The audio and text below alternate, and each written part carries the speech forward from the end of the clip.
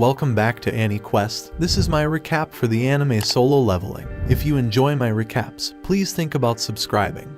We see on an island, where a group of hunters face off against several giant monster ants. Their leader gets right up close to one of the ants and says they have to hold them back no matter what, no retreat allowed. But damn, these hunters get overwhelmed real quick. The leader is losing consciousness, and one of the ants is chowing down on his insides. It looks like he's gonna die. But out of nowhere, this dude with crazy strong healing magic saves him just in the nick of time.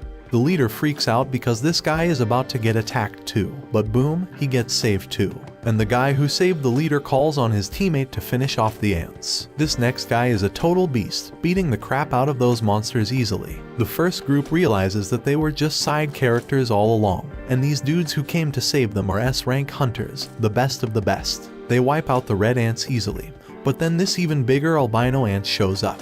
The attackers decide to engage the ant, while they leave the wounded leader to the healer. They go all out, using their teamwork to rip off its face and arms. The super powerful warrior uses one of those ripped off arms to obliterate the giant ant. But hold up, there's no time to celebrate because the albino ant army arrives. It turns out the giant ant was just one of many, but these hunters ain't scared, man. The mage guy powers up his lightning, and the brute dude goes into full-on Hulk mode, ripping his clothes apart with his massive muscles. You can see their crazy fight from the city, where this other guy named Choi is relieved they made it in time. Choi's got his hands full because the city's got a serious ant problem too. But he handles it like a boss and lights it up with some serious flames, leaving only the colorless ones. And he's got a team of exterminators to help him out. We then learn that over 10 years ago, portals that could connect to a different dimension suddenly appeared in the world. And guess what? All types of monsters come from the portal. Only folks with special powers, called hunters, can fight them off. The hunters are ranked based on their magical abilities, from S rank being the highest to E rank being the lowest. But here's the kicker, once their powers awaken, they can't get any stronger, no matter how hard they try. 3 years have gone by, and that construction site is now a dungeon raid spot. We see this dude grabbing some drink before he heads in, and one of his friends calls out to him. He's surprised to see him there since he heard that Park quit being a hunter. That was true, but then the economy smacked him in the face after his wife got pregnant a second time.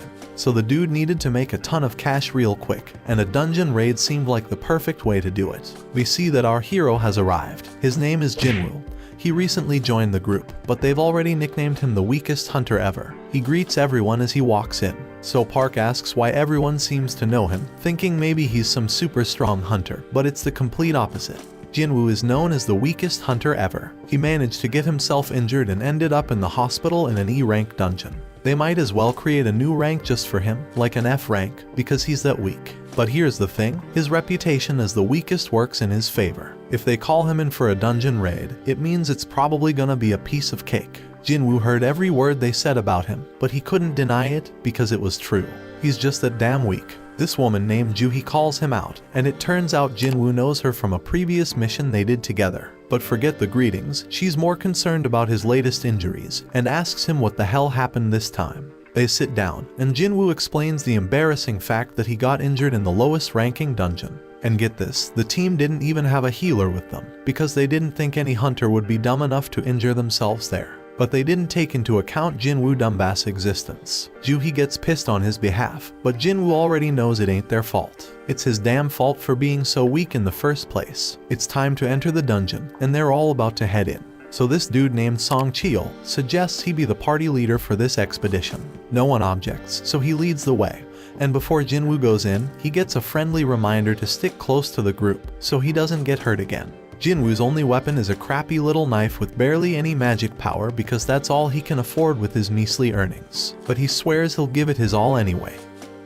In another place, there's this president of the Hunters Association named Juhi. He just finished a meeting with the government. They warned him about something called dungeon break that they needed to avoid. However, these same people demanded that they get the goods obtained from the dungeon. The members of the association make their living by selling the stuff they find in the dungeon, so Juhi doesn't have a problem with that request. The crystals they get from defeating magical creatures are called magic gems, and they sell them for money. Now let's go back to Jinwoo. Somehow, he managed to get his hands on a magic gem. Of course, he's thrilled about finally getting one, but he quickly has to defend himself against a goblin.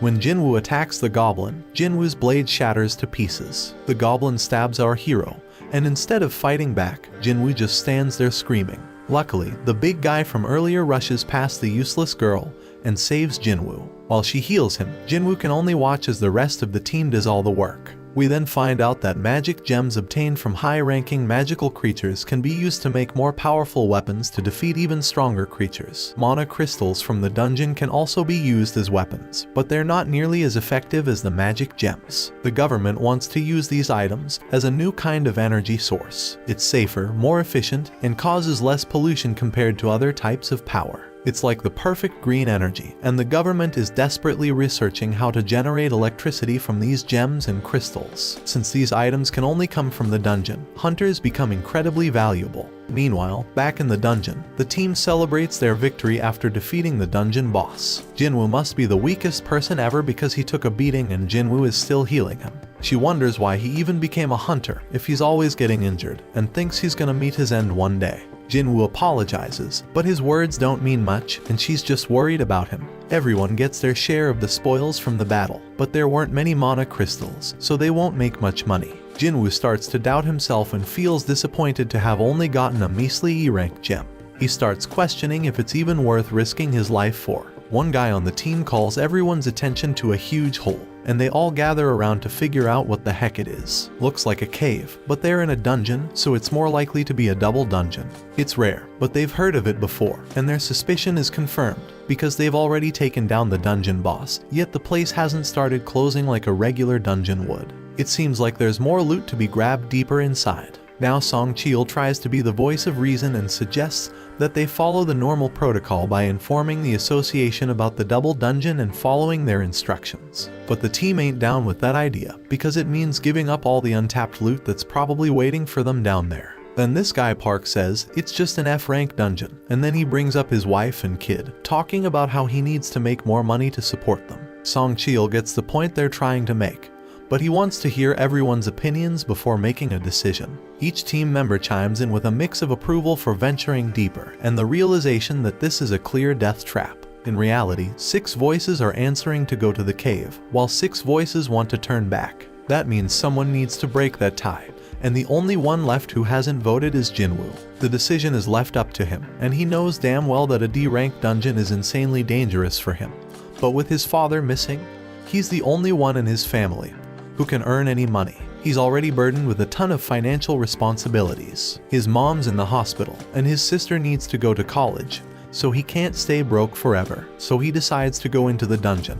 Elsewhere, in the lab, where people are getting tested for their magical powers. In the waiting room, the others are ready to recruit any promising new hunters. This ranked hunter Choi has told his people that regardless of age or gender, they're getting recruited. Meanwhile, some thieves snatch a purse and get ready to run over a girl who's in their way. This girl fearlessly snatches the purse back from those guys without even blinking.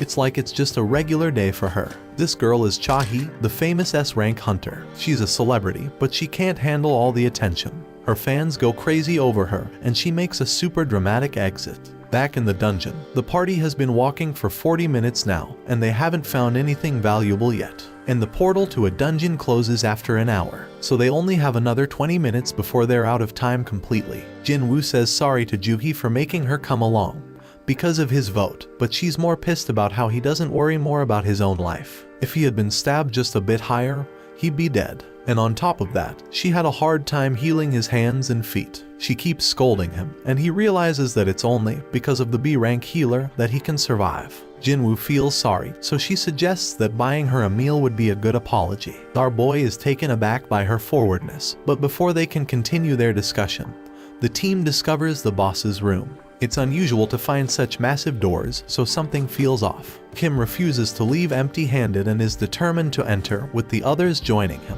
Meanwhile, in the city, a group of hunters are going through an orientation where they watch a video of Gunhee. He explains that the dungeon portal has been around for over 10 years, and there are still many mysteries within. Being a hunter is dangerous, even for the most experienced ones, so they must always be cautious during a raid mission. They can't afford to be arrogant, and the main key to survival is extreme caution. However, this group in the dungeon seems to have completely forgotten those words and is entering a mysterious, dangerous, and unexplored room.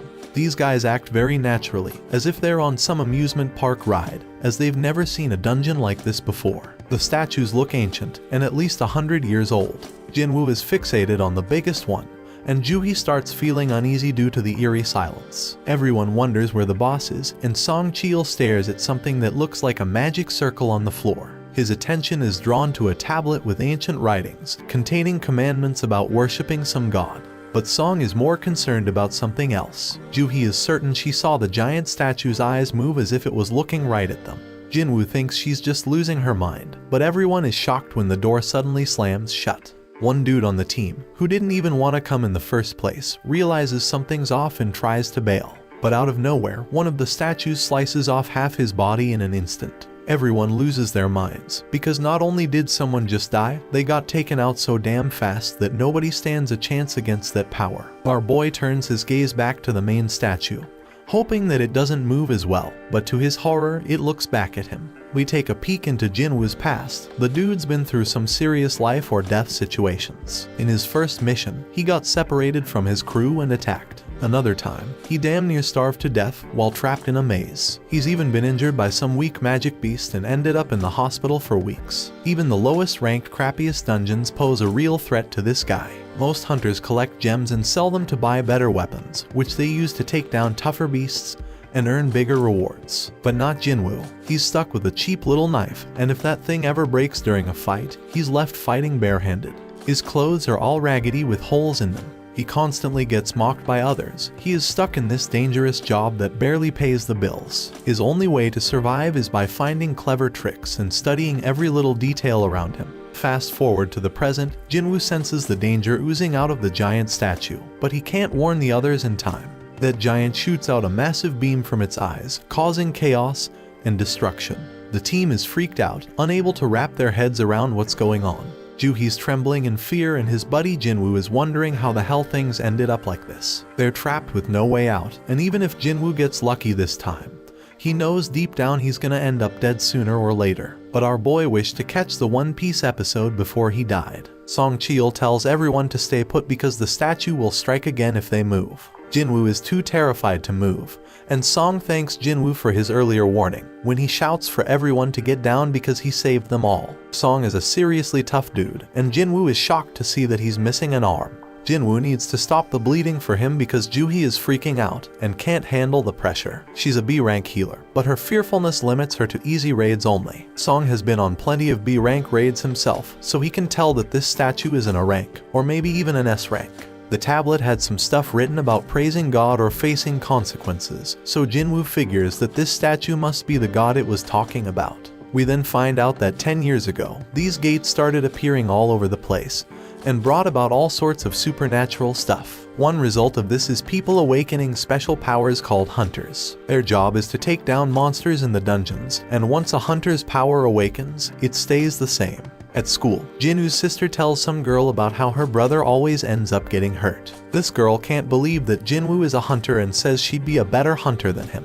Back in the dungeon, Song wants to come up with a plan to escape, but this one man gets impatient. He just signed up with some famous guild and doesn't want to die now. This guy is confident that his insane speed will get him out of there. He does have some crazy speed as he takes off running, but the statue disintegrates him, leaving only his fast feet behind. That makes it clear that this statue could wipe them all out in a heartbeat if it wanted to, and it could do it easily. So why doesn't it? Jinwoo realizes it must have something to do with the first command, which is to worship God. Jinwoo gets up, having come up with an idea, and gets a determined look on his face. Song is worried, but amazed to see that Jinwoo hasn't given up on surviving this mess, judging by the fire in his eyes. Jinwoo locks eyes with the statue and manages to prevent it from attacking at the very last moment. Our boy figures something out and tells everyone to bow down. Jinwoo thinks that if they show some respect to God by keeping their heads low, these freaky statues won't attack. Now everyone else is too damn clueless to come up with a better plan, so they all start bowing down to the statue, scared as hell,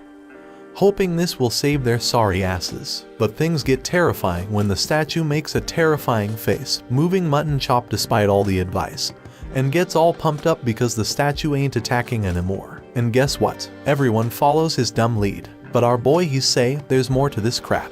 Right then, the statue makes a crazy move and stands the hell up. Now the supposed leader turns to Jinwoo, hoping he's got a plan.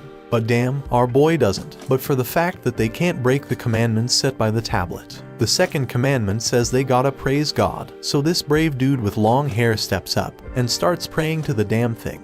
Everyone thinks it's working as the monster slows down, but Jinwoo knows better and reveals that the dude's words don't apply to this god. But boom, the statue stomps the poor guy, and everyone loses their minds. It's straight up chaos. Some random girl gets crushed, and everyone decides it's best to scatter. Park's thinking about his family, and how he can't leave them fatherless, but he makes the wrong move and gets sliced up by another statue. Meanwhile, Jinwoo's hauling ass with Juhi, racking his brain for a way to praise this messed up god. I mean, this monster's practically the devil, so how the hell do you come up with something to praise about it? But our hero knows he can't just ditch Juhi because everyone around them is dropping like flies. Jinwoo's freaking out, searching for any damn clue. He's checking out everything these statues are holding. Then he gets an idea and tells everyone to head to the statues that are holding instruments. So everyone follows his lead, and it becomes clear that these statues don't attack. Instead, they start playing their damn instruments. But when our boy gets to his statue, it's not playing any music, so he figures it doesn't work with two people. Jinwoo leaves Juhi behind, and that statue starts playing its tune. He hauls ass to find his statue, but damn, he nearly gets crushed. And then someone screams because Jinwoo's landed his sorry ass in front of the wrong goddamn statue. It slams its shield right on top of him, and Juhi goes nuts, screaming for Jinwoo. Our boy is still kicking, but he's in really bad shape, determined as hell not to give up. But damn, that giant's ready to finish him off for good. Jinwoo ain't ready to bite the dust, though, even as that massive mofo stomps its foot down our boy. But guess what? Just in the nick of time, a statue starts singing, and we see Jinwoo made it to that statue just in the nick of time. He finally gets what it means to praise God, and the giant statue takes a chill pill and sits its ass down. Jinwoo tells Juhi he's fine, but she's shocked to see his foot ripped off. He tries to assure her he'll be alright, but she ain't having it. She's dead set on healing him, but her own body starts giving up on her. Everybody's in shock seeing how that goddamn raid went straight to hell. Some dude even tells Song that losing his arm was karma for leading them down this messed up path as their leader. Others think that's a bit too harsh, but Song takes full responsibility. But Jinwoo's way smarter than all these fools, because he knows there's no time for fighting because there's still one commandment left. Right then and there, the giant raises an altar smack in the middle of the room. Jinwoo knows them well from the legends, where they're used for offering treasure and sacrifices to the gods. The third commandment was all about proving your faith in God. Kim figures the sacrifice gotta be someone's life, and he couldn't think of a better candidate than their leader. They've all seen their teammates die, and Song's the one to blame. So Song steps up to that altar, but Jinwoo points out it ain't all his fault, since they all voted to come down there. Then fire pops up as Song approaches the altar, and he asks Jinwoo if there's something else he gotta do. Our boy, being the smartest and bravest of them all, asks the others to help him get to the altar so he can check it out. Jinwoo ain't thinking nothing bad's gonna happen to them, so they get him there, and what do they find? And they find that more flames appear. Song keeps pressing Jinwoo for answers, but he ain't come up with any yet. Song explains the gate's been open for a whole damn week, so the statues are about to start moving again before anyone comes to rescue them. Jinwoo remembers how it takes a full 7 days for a gate to open wide open, and that's called the dungeon break. When that happens, their beasts can cross over to our side. The main goal of these raids is to defeat the dungeon boss and shut the gate down before that time's up. So if they can't beat this boss right now, that damn giant's gonna come barging into our world, and that shit's straight up terrifying. Back in their world, Jinna goes to see Jinwoo's mom, and they start chatting. But damn, their mom is in really bad shape. In the dungeon, Jinwoo tells the scaredy cats of the group to come over to the altar. He predicts that they need a flame for each person. Once they do it, more flames pop up, and the damn door opens wide. They're all freaking out, thinking it might be a trap.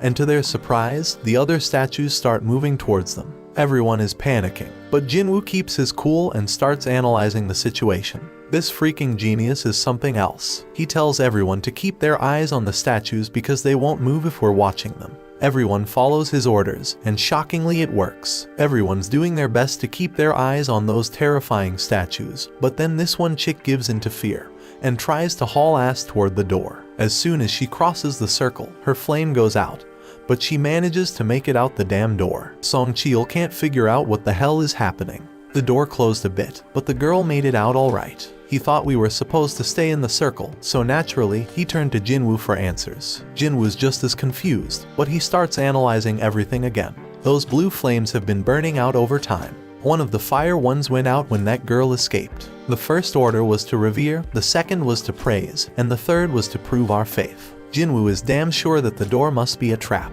This situation is dangerous as hell, and it's messing with our heads, giving us false hope. It makes him wonder if this is some test of our faith in this god. Jinwoo gets thrown to the ground as the next dumbass decides to make a run for it, and the same shit happens. His flame goes out, the door closes a bit more, and he seems to escape. Kim starts thinking about leaving too, but Jinwoo warns everyone not to move. If anyone else leaves, we won't have enough eyes on the statues to keep them from moving. He reminds everyone that as long as we keep our eyes on those statues and stay put, we'll be safe. Jinwoo shows off his deduction skills once again, saying that the blue flames are like a damn timer, and when they're all gone, we can leave. Kim points out that there's also a chance we'll get trapped when the timer runs out. He admits he didn't expect Jinwoo, the weakest member, to achieve this amount of success. They're only alive thanks to him, but Kim's got a family waiting for him, and he doesn't want to die. He just wants to make it home and can't risk Jinwoo being wrong. Kim says sorry and bolts out the door. Our boy won't have enough eyes to keep tabs on all these damn statues. Those statues start moving again.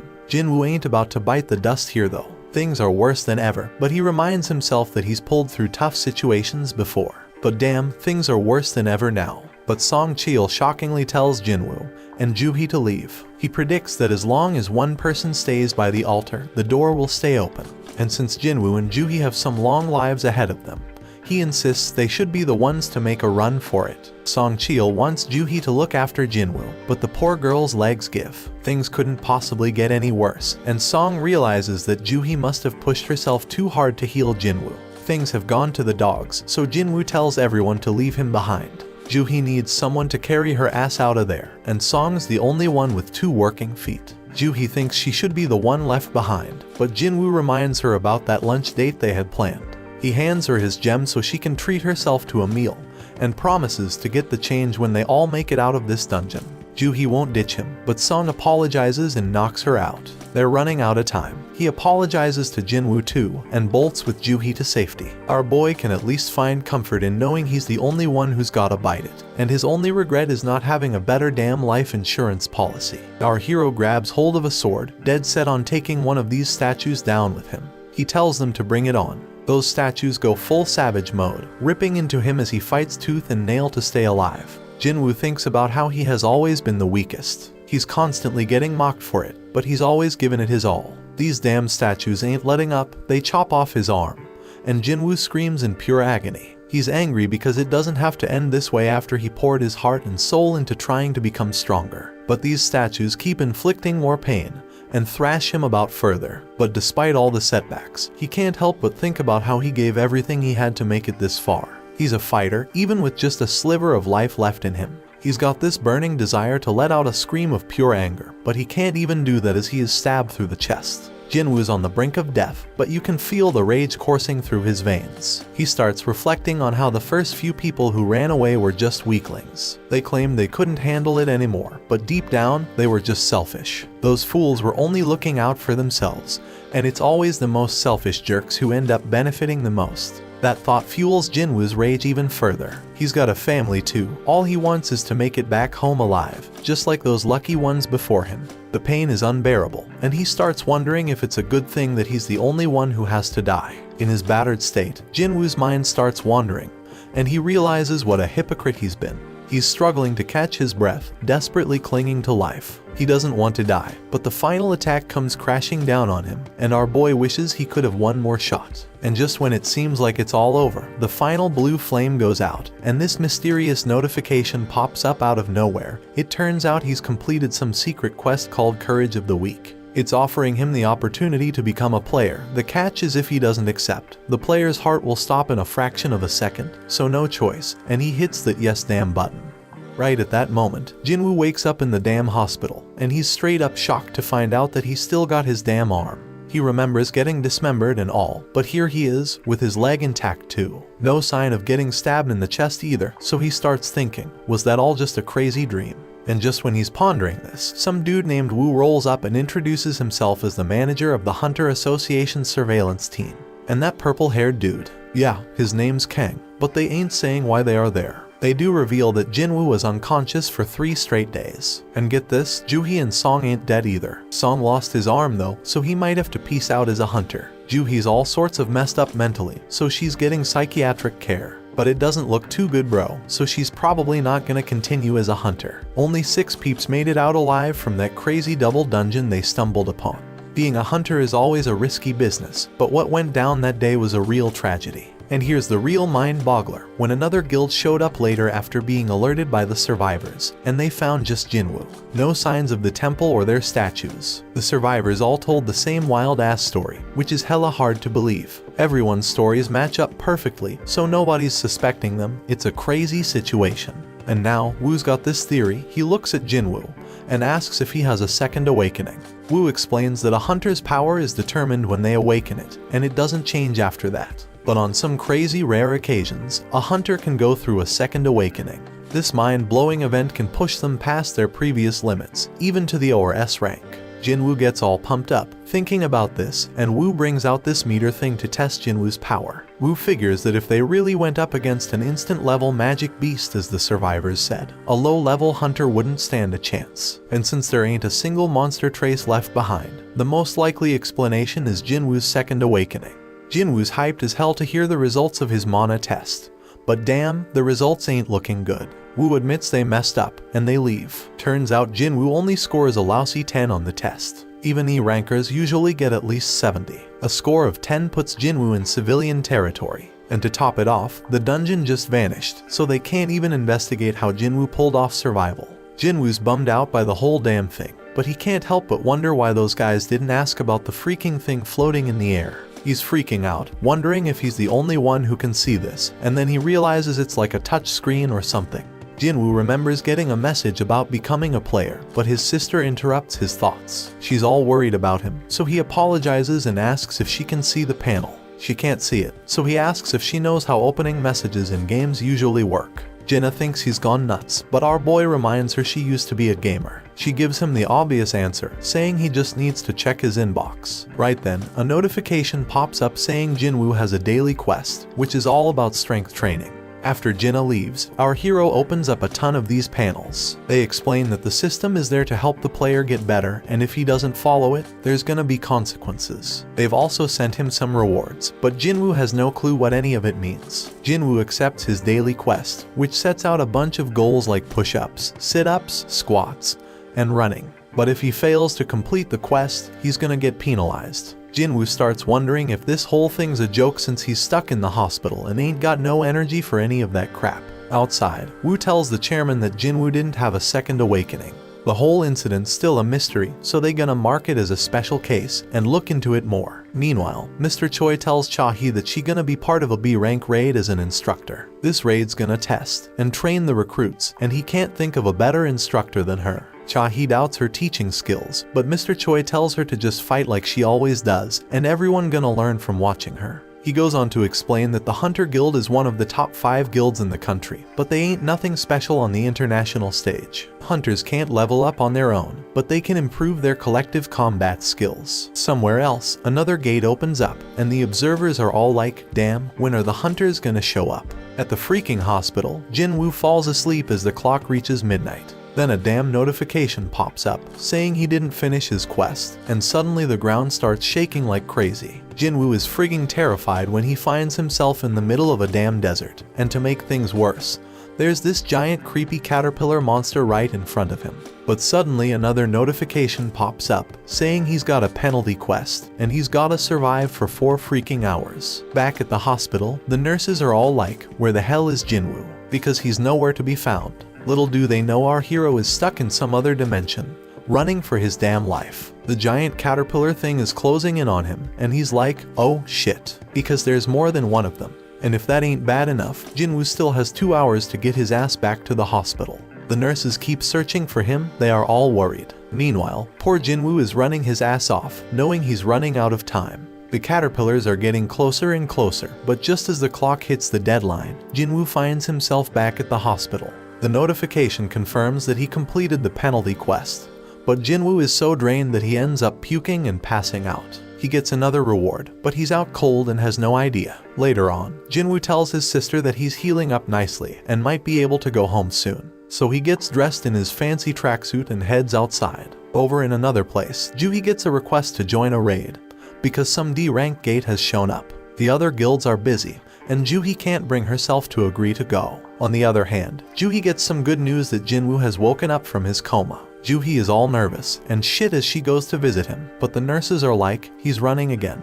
just like every day since he woke up. Outside, Jinwoo is thinking about how it's been 4 days since he woke up, and he's learned a few things. First off, those pop-up windows he's been seeing are for real, not some crazy hallucinations. And when he completes his daily quest, he gets 3 types of rewards. One is full recovery, which he uses now to shake off all that exhaustion from running. Then there are ability points, which he can use to boost his skills. Currently, our boy can totally feel the difference. He's got some serious power now. So this dude Jinwoo, he's got mad skills with inventory screens. Jinwoo takes a moment to think about how dang strange his life has just become and points out how it's like a freaking video game. But while he was messing with his screens, everyone around was just gawking at him. Anyway, this dude completes his daily quest and gets a random loot box as a reward. And guess what? Today's loot is a mysterious key. Usually, he just gets useless junk like pens and bandages, so this key is a total surprise. Then he gets a notification saying the key is for teleporting to some instant dungeon, with a location and all. Now Jinwoo doesn't know what the heck an instance dungeon is, but based on everything that's been going down, he figures it's some kind of event to help him get stronger. In this world, these things called gates open up all the time, and they even get a news report to keep track of them. Jinwoo goes to see his mom and remembers when he found her passed out. Turns out she's got this messed up sleep disease called final rest, and it showed up when the gates appeared. Some people say it's because of the constant exposure to mana. Modern medicine can't do much except keep them on life support. Jinwoo busted his ass to make enough money to become a hunter so he could pay for his mom's treatment. He told Jinna that he'd soon be able to afford their mom's treatment, but she was scared shitless about how dangerous being a hunter is. Jinwoo tries to reassure her that things will be okay from now on and tells her to trust him. But damn, it's clear that he's useless in a fight, and he ain't getting nothing from the rewards because of it. But things are different now. Jinwoo's putting in work to train his body, pumping all his ability points into strength. He even shows off an apple that he's crushing to show his progress. This dude's dead set on getting stronger and ain't taking no shit. So he heads to the location from the key notification, fully prepared for whatever's coming. And if shit gets too real like it did in that raid, he'll just haul ass and run away. When Jinwoo pulls out his key, bam, a freaking keyhole appears out of nowhere. Jinwoo uses the key to unlock it, and boom, a mysterious gate shows up. So he walks through it, and guess what? A notification pops up saying he's in an instance dungeon. The exit's sealed off, but regular folks don't even notice it. Turns out this place is like a whole other dimension. And these instance dungeons ain't like your regular dungeons. He thinks it's kinda like a red gate, but he ain't got much info on those since he's never been in one.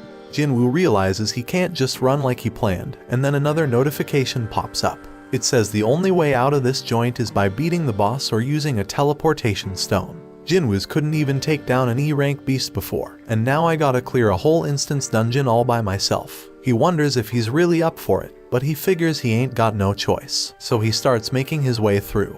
But damn, Jinwoo's confidence starts to fade real quickly. And it ain't without reason, because a bunch of goblins show up right in front of him. Jinwoo gets a flashback of when he got stabbed, and these goblins come at him. These little suckers are relentless, they're swinging and charging like crazy, but Jinwoo's doing a good job dodging and blocking them. But damn, he gets overwhelmed eventually. But you know what? Jinwoo gets pissed off and straight up stabs one of those goblins. He's feeling more confident after that, so he takes out the other two like it's nothing. Jinwoo can tell he's getting stronger, but out of nowhere, this beast shows up. It shatters his freaking dagger like it's made of glass. Jinwoo can sense this monster is way stronger than the goblins. As this creature stares him down, his legs freeze up. He's thinking, what the hell? Am I scared? Because he didn't think he was traumatized from the raid. But his legs keep trembling, and this monster starts its attack. Jinwoo barely dodges it, but it manages to scratch him. He ain't got no healer with him, so if he gets injured again, game over for him. This monster lets out a howl and charges straight at Jinwoo.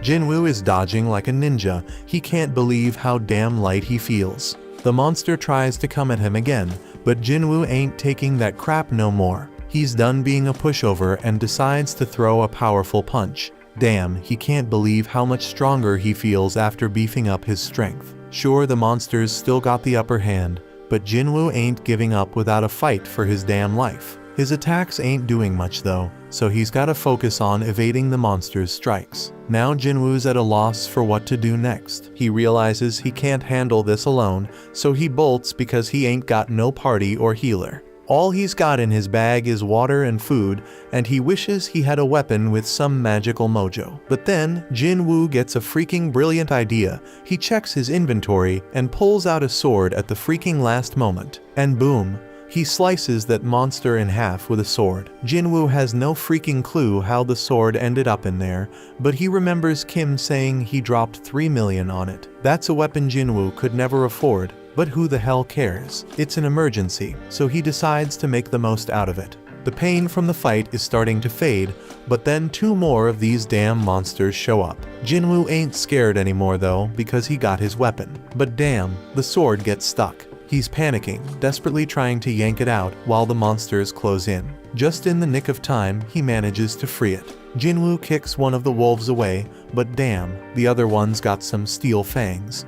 He kicks that sucker and tells it to find something else to chew on because he just got his sword. He takes down that monster, and now there's only one left. But Jinwoo's like, these things ain't nothing compared to the giant statue. Now all Jinwoo's gotta do is act tough, and the remaining wolf runs off like a scaredy cat. When he finally gets a break, Jinwoo realizes he's reached level 2, something that never happened with his daily quests. He figures it's because this was real combat, and he realizes all his stats go up by 1 when he levels up. So he gets 5 points from real combat, while daily quests only give him 3. Fighting is more efficient, no doubt about it. He ain't sure exactly how much 1 point makes a difference yet, but Jinwoo's certain that strength is the most important stat of them all. He's got it at 32 now, and he feels like he's walking on air. He thinks the higher his base abilities grow, the more points he'll gain. Our boy is more fired up than ever now that he's found a way to get stronger. So he goes to check the beast for essence stones, but damn, he gets items instead. Like in games, Jinwoo figures this dungeon, and the magic beasts inside are different from the ones in Gates. And guess what? He's shocked to find out his system has a freaking shop, but his level is too low to buy anything.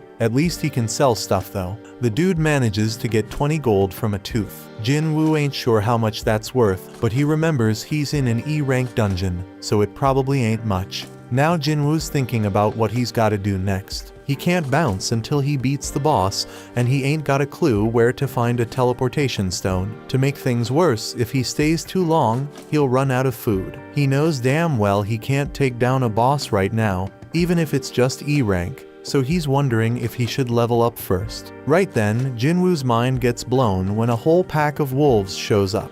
Jinwoo tells himself not to be scared because he already knows what dying feels like. This time, he charges straight at them wolves and starts slicing them up like a meat. Jinwoo promises he ain't going down easy, but he knows them wolves ain't gonna give up either. This dude's getting a little crazy because he wants the fight to last and be intense. He just wants to get stronger, so he's gonna follow all them ridiculous rules from the system. Jinwoo chops through all the monsters and notifications pop up everywhere like crazy. When he's done, he gets a final notification saying he's now the wolf assassin. Outside, some folks walk by a portal and they wish the damn city would do something about it already. Inside the dungeon, Jinwoo's dead tired, and he realizes his sword's about to give out. Just then, he gets a notification explaining the perks of being a wolf assassin. Jinwoo gets a 40% boost to all his abilities when fighting animal-type monsters. And guess what? When he checks his inventory, he finds a whole bunch of fangs and a cloak. But here's the real kicker. He also finds a teleportation stone. Jinwoo thinks about using it to bail, but he hesitates because he might never get this easy of a chance to get stronger again. He's got no clue what's gonna happen to this dungeon when he leaves. It might just vanish into thin air. It could be like some limited time event in a game and vanishing without a trace. Faced with this tough decision, Jinwoo decides to keep moving forward. Meanwhile, Juhee gets a call from the Hunter Association saying there's been a dungeon break at a gate nearby. They're running low on healers, so they need her help. Juhi feels guilty because she turned them down before, but now she's like, damn, Jinwoo worked his ass off, I gotta step up. While Jinwoo's still fighting in the dungeon, he realizes the higher his level gets, the easier it is to kick monster ass. Plus, the text describing them starts changing colors. White means they're weak as hell, orange means they're on par with him, and red means they're seriously strong. Those wolves that were red before, now they're white. That means Jinwoo has seriously leveled up like he's become a beast. Jinwoo knows there's this one monster lurking downstairs that he can't mess with at his current level. His perception skills are on point now, and he can feel something straight up terrifying down there. This monster is so damn powerful, it's giving him mad goosebumps. Jinwoo's sword is almost done, and he ain't see any more room for leveling up in this area. But his whole goal is to get stronger, so Jinwoo decides to just go down the damn stairs. When he reaches the bottom, bam, something attacks him with lightning speed, and he barely has time to react. Jinwoo's sword snaps in half, and this massive serpent pops up in front of him. Damn, Jinwoo's mind is blown, because even with all his leveling up, this beast's name is still orange to him, which means it's insanely tough. It's crystal clear that this snake is the boss, and there's no way his sword can pierce its thick scales. He knows for sure that fighting without a weapon would be a death sentence, so when the snake strikes, Jinwoo goes all out with his sword. This colossal snake knows how to pack a punch, so Jinwoo needs to figure out a way to get around its defenses. But damn, this thing's armor is hella tough, so all Jinwoo can do is run for his life. The snake whips its tail like a straight-up badass, and Jinwoo knows he's screwed if he gets hit. He does his best to block it, but he takes some serious damage. This creature doesn't quit.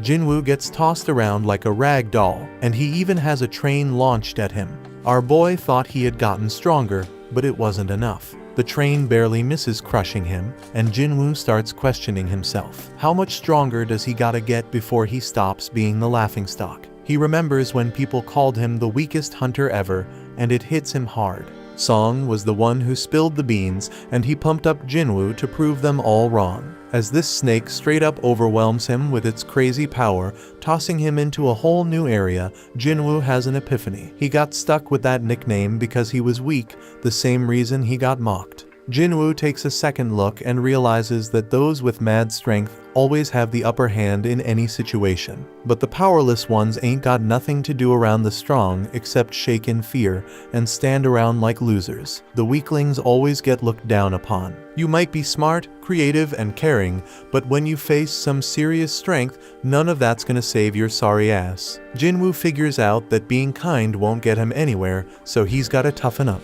With this newfound determination, Jinwoo straight up jumps on that snake. The ferocious monster throws him off, but Jinwoo swears to himself that he'll get stronger, and suddenly his body starts glowing. Jinwoo dodges the snake again like a boss and strikes it with his sword, but he's even more determined now. He compares what he's feeling right now to the terror he felt during that raid, and declares that this is gonna be way easier than that day. Jinwoo pulls off this sick move, using his sword to ride the snake again, but then he tosses it aside all shaky and grabs that beast with his bare hands. Jinwoo admits that he's been laser focused on boosting his strength ever since he got that leveling system. So he decides to rely on that now and starts crushing the snake's tough scales. The snake's trying to shake him off, but it's too damn late because Jinwoo knows he can kill that sucker. Jinwoo straight up demands the snake to die, using his crazy physical strength to defeat it. Then boom, he gets a notification saying he leveled up multiple times,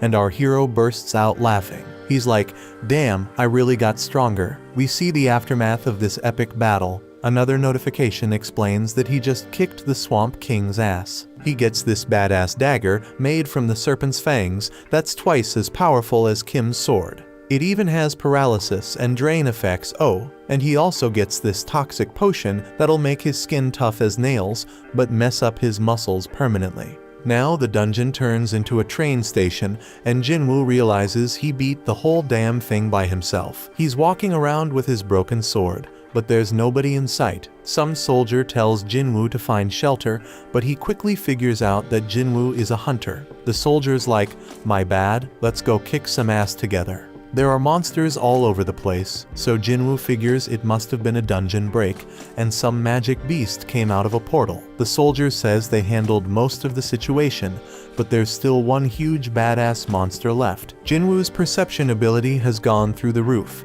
and he can sense where the boss is. We see this massive golem wrecking shit, and the people are scared as hell it's gonna get worse. The hunters are struggling to fight it, and the leader tells the healers to focus on keeping their tank alive. The healers are all like, "We're doing our damn job," and the tank wonders what the damage dealers are even doing. The damage dealers are giving it their all, but the golem's defense is insane. And to make matters worse, they don't have enough hunters who can use magic. Jinwoo expertly analyzes the situation and realizes that this group of hunters was put together in a hurry. No wonder they ain't working together. He uses his perception again and sees their ranks. 2 ranks and 2 D ranks. One of those D ranks is a tank, which explains why they can't take down the golem. This battle's been going on for a hot minute, and then he checks out the healers and is shocked to see that Juhee is one of them. Juhee gets told by one of the hunters to pitch in and help. She reminds her that she's supposed to be a B rank healer, but then she snaps out of her fear and casts a spell.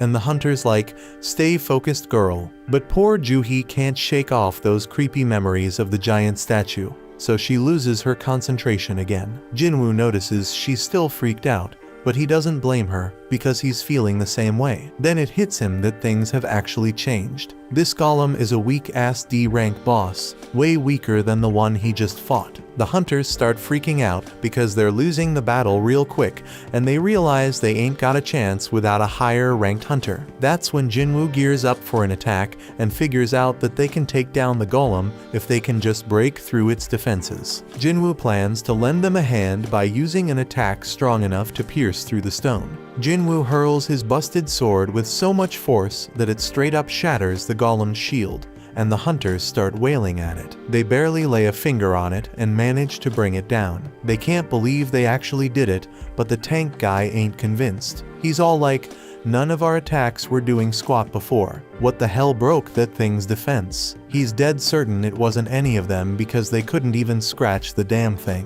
Then he spots the sword lying nearby and puts 2 and 2 together. He realized that this sword was the reason, but couldn't believe it. I mean, this was a boss-level golem that even 10 hunters couldn't touch, and now it's taken down by some old beat-up sword. He asks if anyone saw who threw the sword. The soldier explains that it was the fisherman they brought with him. But here's the kicker: the hunter's gone missing, and the tank stares in utter disbelief. This person had some next-level power, and he couldn't help but wonder how high-ranked this mysterious hunter was. Jinwoo dipped out of the area to keep his power on the down low, and he's like, "I didn't think one attack would do that much damage." Our hero might not even realize the extent of his power, because he figures the monster must have been seriously messed up before he struck. The battle's done, and Juhee's wondering if it was Jinwoo who came through in the clutch. Some time passes, and we see the nurses at the hospital gossiping about Jinwoo's rank. They're all talking about how he looks pretty average, but damn, that dude is seriously ripped.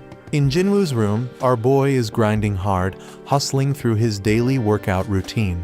These thirsty nurses won't shut up about him. They can't even believe how fast he's transformed. One poor nurse straight up falls for Jinwoo when she catches him post-workout, and she can't stop staring at his ripped body. Today's the day Jinwoo bounces out of the hospital, so this desperate nurse asks for his digit. But Jinwoo ain't all there yet, still stuck on the fact that he thinks she just wants to send him test results after he's released.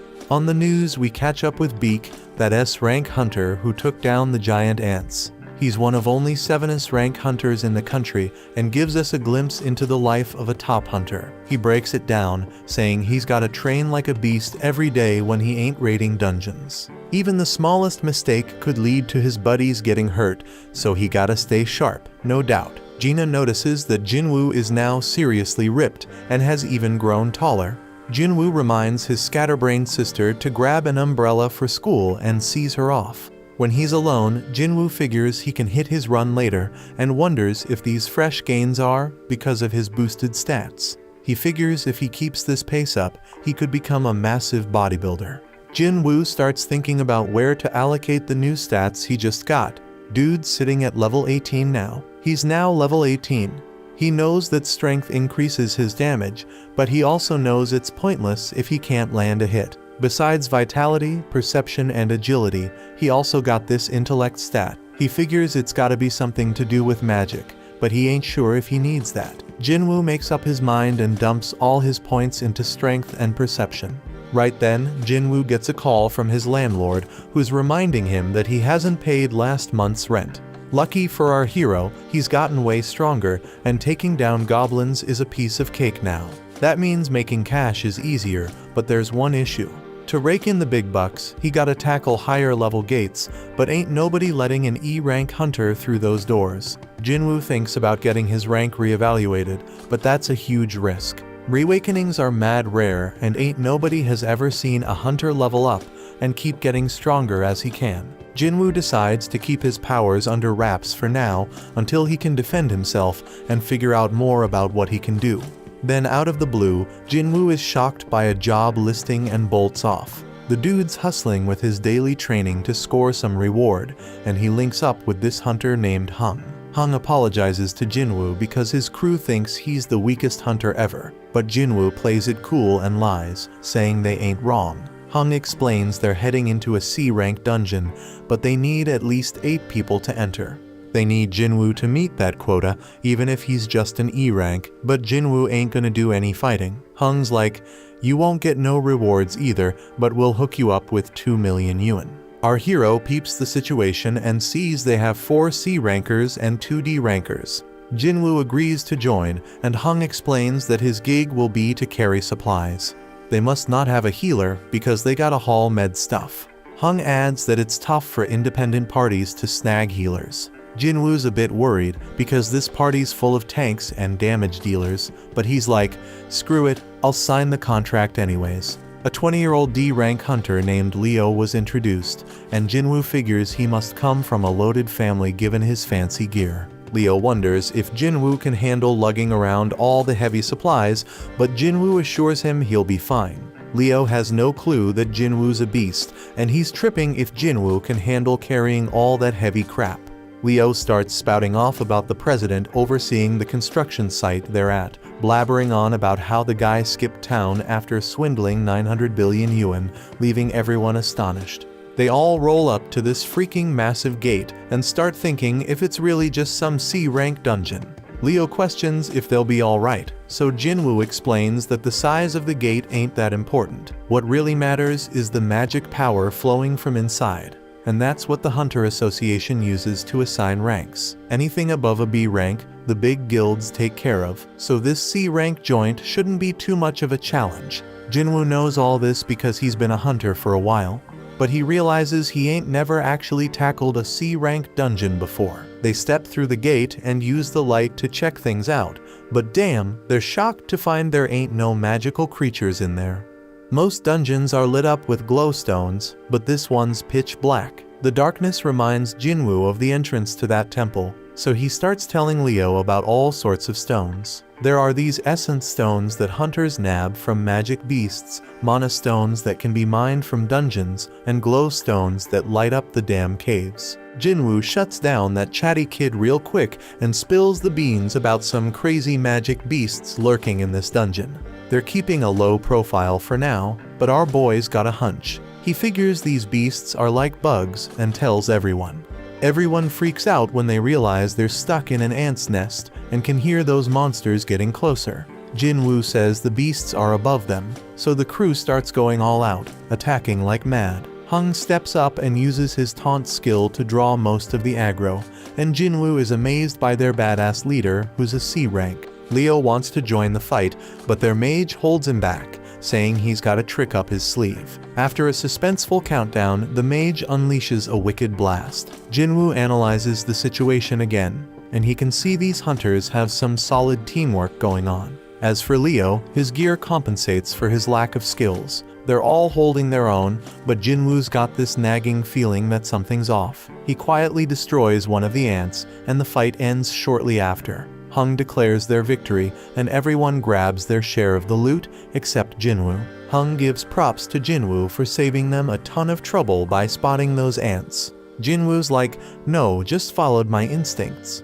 But then Hung noticed that some of the ants were messed up, and it wasn't from swords or magic. He thinks maybe some other magic beast got to them, but that would mean there's something even stronger lurking around here. Several ants were torn to shreds, so Hung wondered what could be big enough to take them down. Leo spills the beans about how his pops hooked him up with a bunch of sick gear for his first raid, and Jinwoo's stoked to hear that. He ain't sure why yet, but he tells Leo they gotta be extra careful. Over in another spot, a dude working out gets startled by a loud noise of destruction. But don't trip, someone tells him to chill because it's just their guild master training, and turns out it's Beak. This dude is a beast, and the kid's jaw drops when he sees Beak smash through a massive stone with just one hit. Beak doesn't even flinch, and says it wasn't even a good warm-up. Back in the dungeon, Leo's still worried about Jinwoo carrying everything.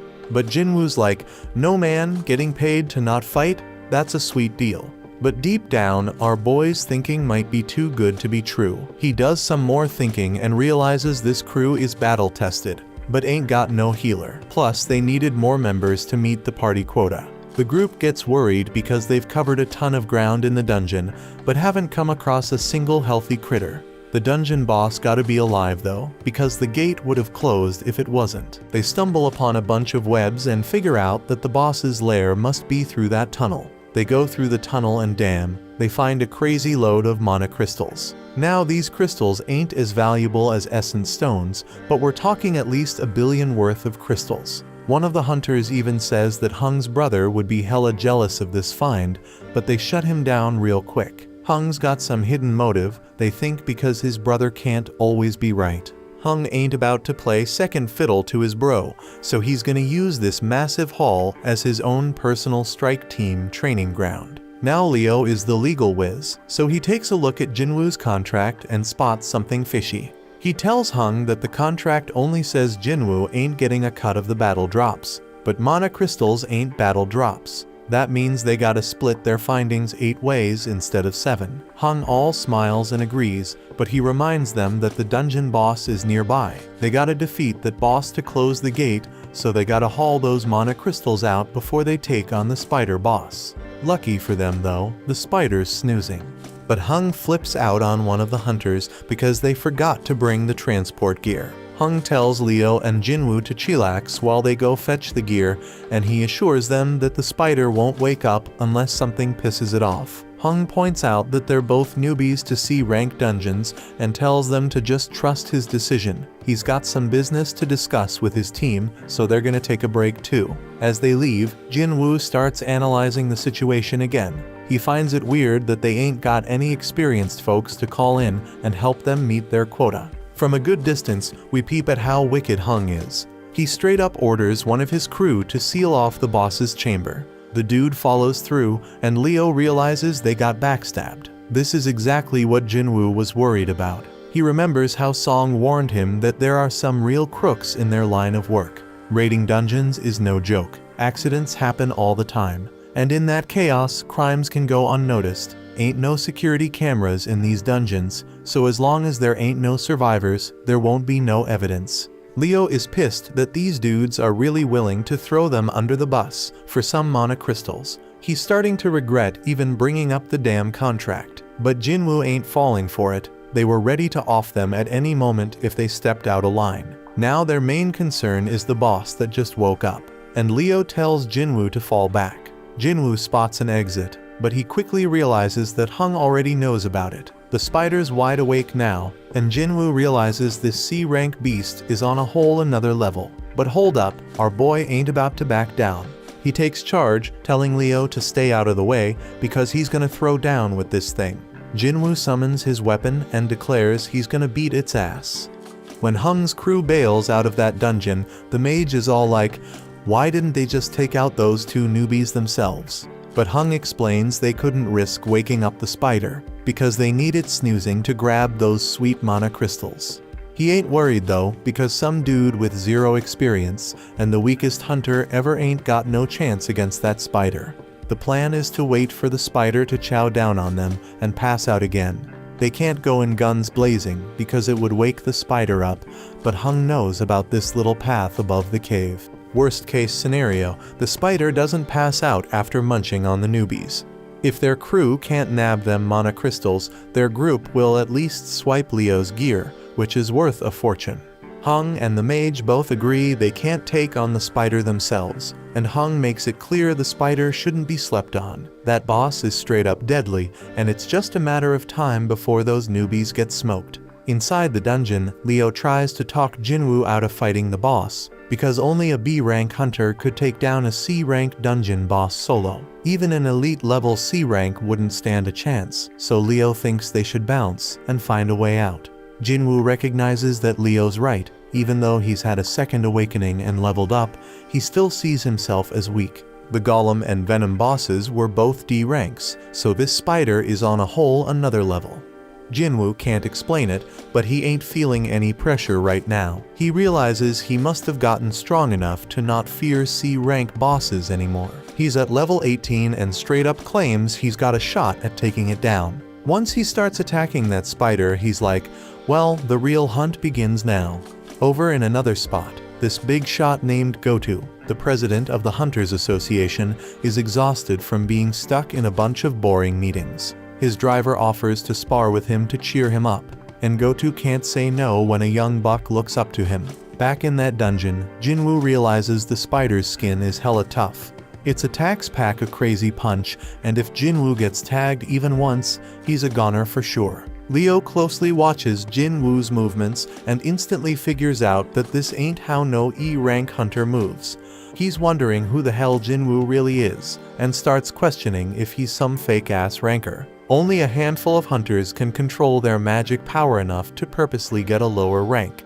Them folks are called false rankers, and usually they're psychos who get a kick out of killing.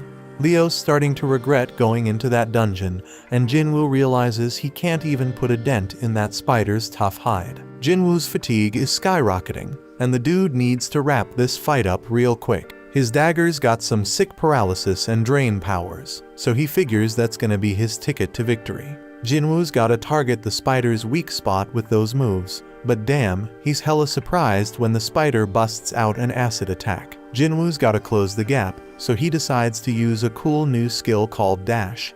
He uses it to smack that spider right in the face, but his dagger's debuffs don't stick. Jinwoo ain't one to throw in the towel though. He decides to keep wailing on that spider as much as he can.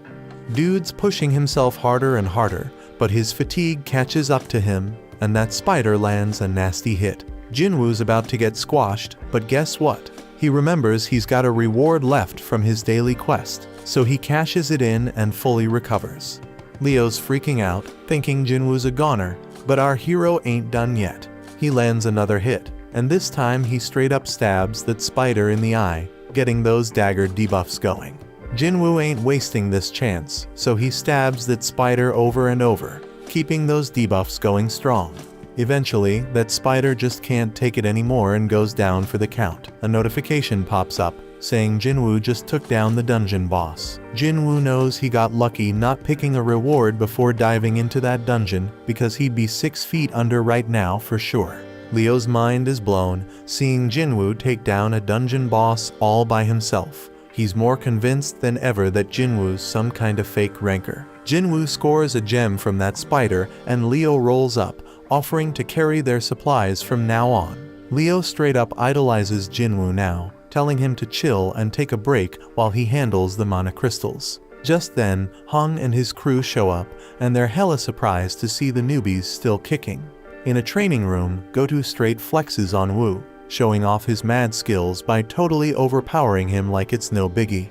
Goto gives props to Wu, saying he feels way better now. Wu's mind is blown that the prez ain't even rusty. Goto explains he ain't as strong as before, but he can tell Wu's been grinding hard. Wu acknowledges that training can't level up a hunter, but it can level up their skills. Goto points out that a hunter's gotta be physically and mentally strong, especially in dungeons where you have the worst kind of people lurking. Back in the dungeon, Hung's crew concludes that the newbies only survived because this spider must have been dumb as a rock. They straight up clown the spider for losing to low-level hunters. Hung spills the beans to Leo that he knows Leo's from a rich family, but Leo's like, who cares? That's when Hung drops the bomb and tells Leo he's only getting one chance. He tells Leo to straight up off Jinwoo.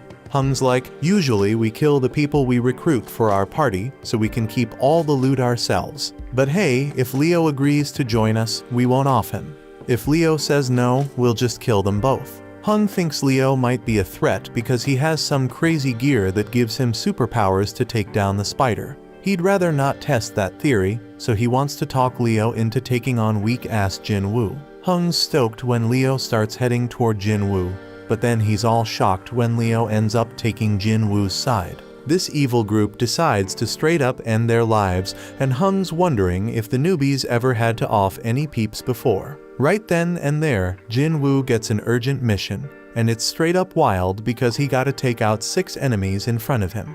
Now the gang decides to go after the weaker one, so the mage attacks Jinwoo. Leo's all worried about his new buddy and freaked when he sees how messed up Jinwoo is. Meanwhile, one of the group members, Chahi, was told to brag about how amazing she was. They struggled with a rank beast, but she took it down in a flash. These girls feel lucky because they are in 2 of the sickest guilds around. After all, there are all sorts of messed up stories about the other squads, like those strike teams with crazy high death rates. Back in the dungeon, Hung's like, it's game over, Jinwoo's done for.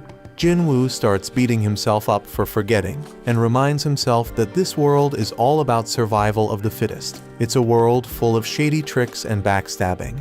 He's straight up fuming because he forgot this truth and realizes he got numb to it. Jinwoo's chilled out now, and he's thinking about how he straight up messed up because he was careless and too damn cocky. This level system is pushing him to kill, so he's wondering if it needs him alive for some reason. He figures this system ain't just being nice, it wants him alive. But that's not all, it also wants him to be strong.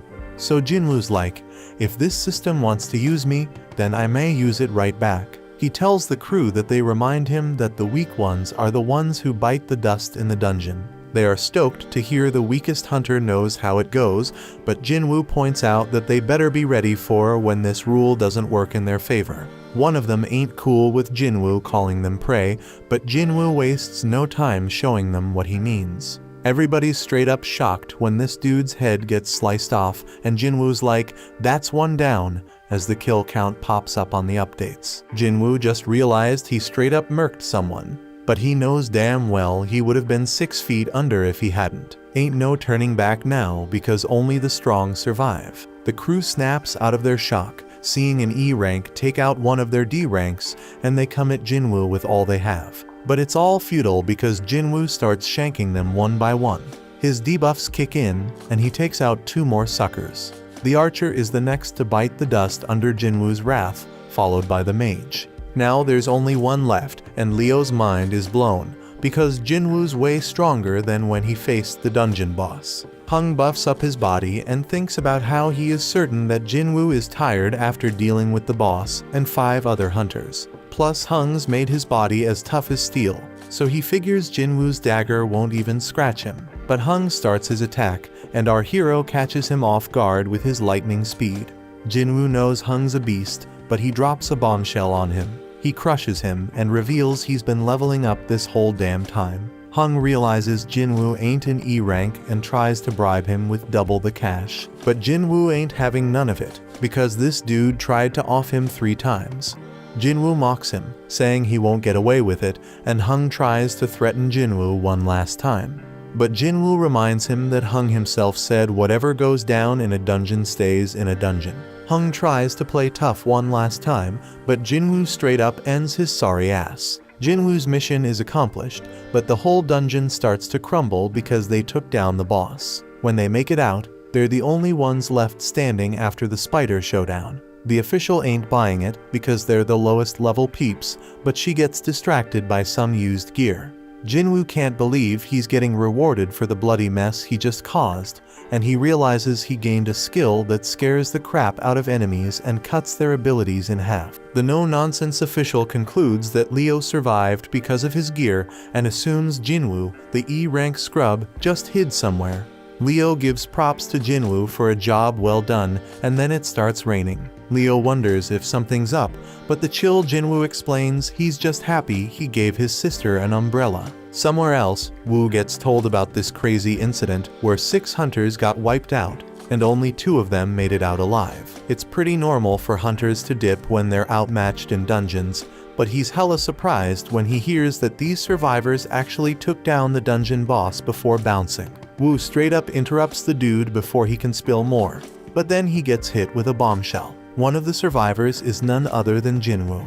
Wu knows this shit involves the infamous Hung, which explains why he got dragged into this mess. Jinwoo rolls back home and lets his sister know that he's gonna cover their mom's hospital bills for a while.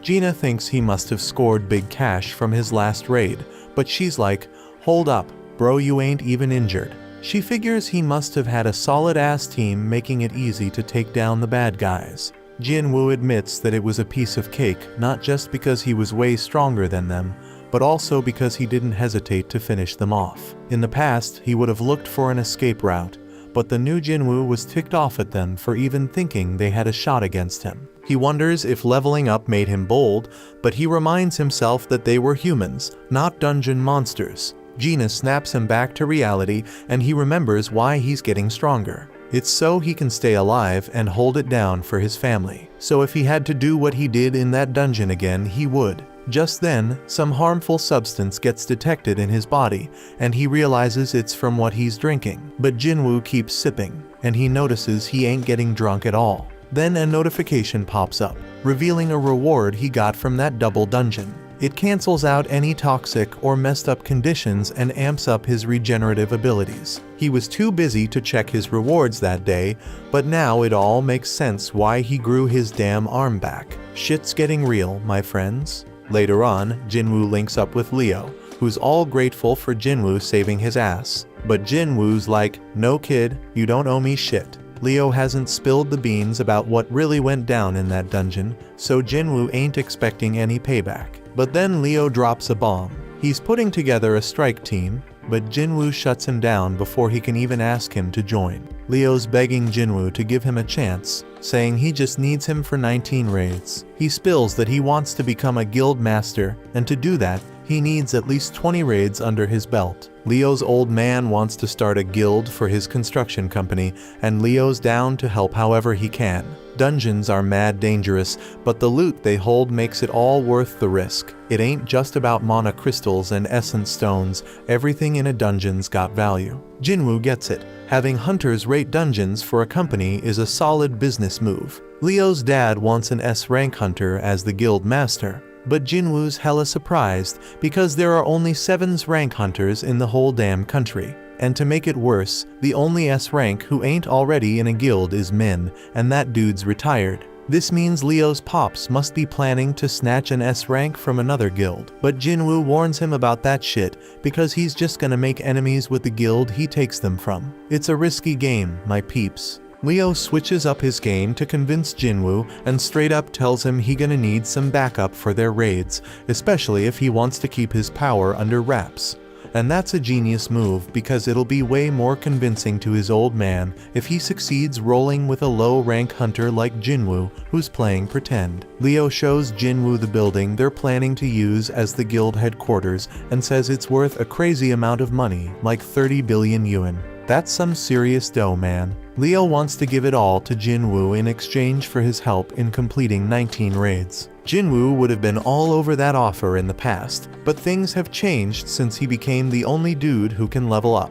He's dead certain he can reach S rank or maybe even higher the way things are going. But there's still too much unknown about his powers, and it would be too risky to team up with someone. So Jinwoo shuts it down and declines the offer. Leo ain't ready to give up just yet though. He promises to take Jinwoo's secret to the grave, but one look from Jinwoo sends chills down his spine, and he bounces. Meanwhile, Hung's younger brother Wang is super pissed about his brother's death and demands to know about the 2 survivors. His assistant Laura is straight up shocked when he asks what happens if he kills someone in another country, but she spills the beans anyway. If there's a treaty with that country, he gonna have a trial there, but if not, he getting sent back home to face the law. Wang wants to dip out there pronto, but Laura reminds him he has way too much going on, so he plans to deal with it later. He gives the survivors one more glare and just hopes they stick around long enough for him to take them out. The next day, Jinwoo hits the streets for a jog with his sister. Jinwoo asks her what she'd do if she had a crazy 30 billion yuan, but she can't even imagine what to do with that kind of cash because it's too damn unrealistic. When Jinwoo's flying solo, he notices his system counter keeps ticking even after he hits his goal. Gina catches up to him, but he already made up his mind to test how far that counter goes, so he takes off running again. He figures out it stops at double the goal, and after trying out all the tasks, the daily quest goes undercover. The reward for this gig comes with some straight-up random loot boxes, but there's a catch: one's blessed and the other's cursed. Jinwoo ain't playing around, so he decides to roll with the blessed one for the day, and boom, he hits the jackpot. Homeboy scores another key, and it ain't just any key, it's the key to the Demon King's castle, and it is an S-level acquisition. But hold up, because that ain't even the craziest part. This key comes with a bonus ingredients for something called the Elixir of Life. And let me tell you, that's exactly what Jinwoo needed, because this elixir can cure any damn illness. Jinwoo pays a visit to his sick mother, and he knows he ain't got no other choice. He heads to the location, uses the key to open the gate, and he knows damn well this dungeon gonna be tough as nails, on the same level as Jeju Island. Jinwoo starts wondering if he has what it takes to handle this danger, but when a massive gate appears in front of him, he ain't backing down. Inside, flames are engulfing everything, and Jinwoo ain't gonna front, he's scared as hell.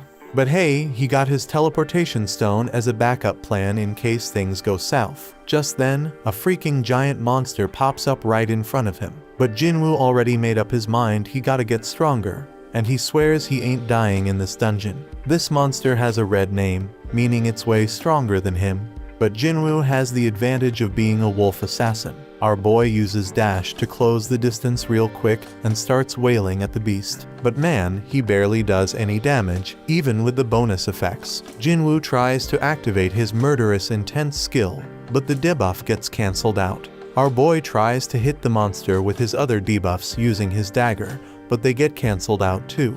This monster is straight up brutal as it tears into Jinwoo, and he's screaming in pain. Damn, homeboy did lose his arm, and his health is dropping like crazy as the beast straight up crushes him. He already lost a third of his life, but it gets even worse, because this beast unleashes its 3-minute rage skill, boosting all its abilities by a freaking 100%. The monster's attacks are coming at Jinwoo too quick for him to dodge, so he ain't got no choice but to use his full recovery reward to grow his arm back. But just when he thinks he's making progress and hurting the beast, turns out he's dead wrong, and he just keeps taking a severe beatdown. Jinwoo's HP keeps dropping as he gets straight up stomped on, but he manages to buy himself a bit of time by kicking dirt at the beast. And damn, his system keeps warning him like crazy, making it crystal clear that it doesn't want him to kick the bucket. The more this keeps happening, the more Jinwoo realizes this ain't your average reawakening. Jinwoo knows he is way over his head now, so he decides to bust out the teleportation stone. But out of nowhere, Cerberus shows up and knocks that stone right out of his hand. Jinwoo's in deep trouble now, because he only got a few more hits before he's done for. The dude's brain is working overtime trying to think of a solution, and just when he's about to lose hope, he remembers he got a shop in his system. He quickly buys 3 healing potions, but here's the catch: they only heal 100 health points each. The poison he gonna face from fighting the snake pops right up in front of him, and he realizes he has no other choice but to give it a shot. Jinwoo chugs that poison like a boss, so the system picks it up as a harmful substance and detoxifies it. It's a complete success because Jinwoo's muscles stay intact, and now he takes 20% less physical damage. Cerberus ain't playing around, and it lands a straight devastating attack on Jinwoo. But Jinwoo ain't giving up just yet, man. Homeboy declares he can still move, and guess what? The 3-minute timer on the monster's rage skill is up.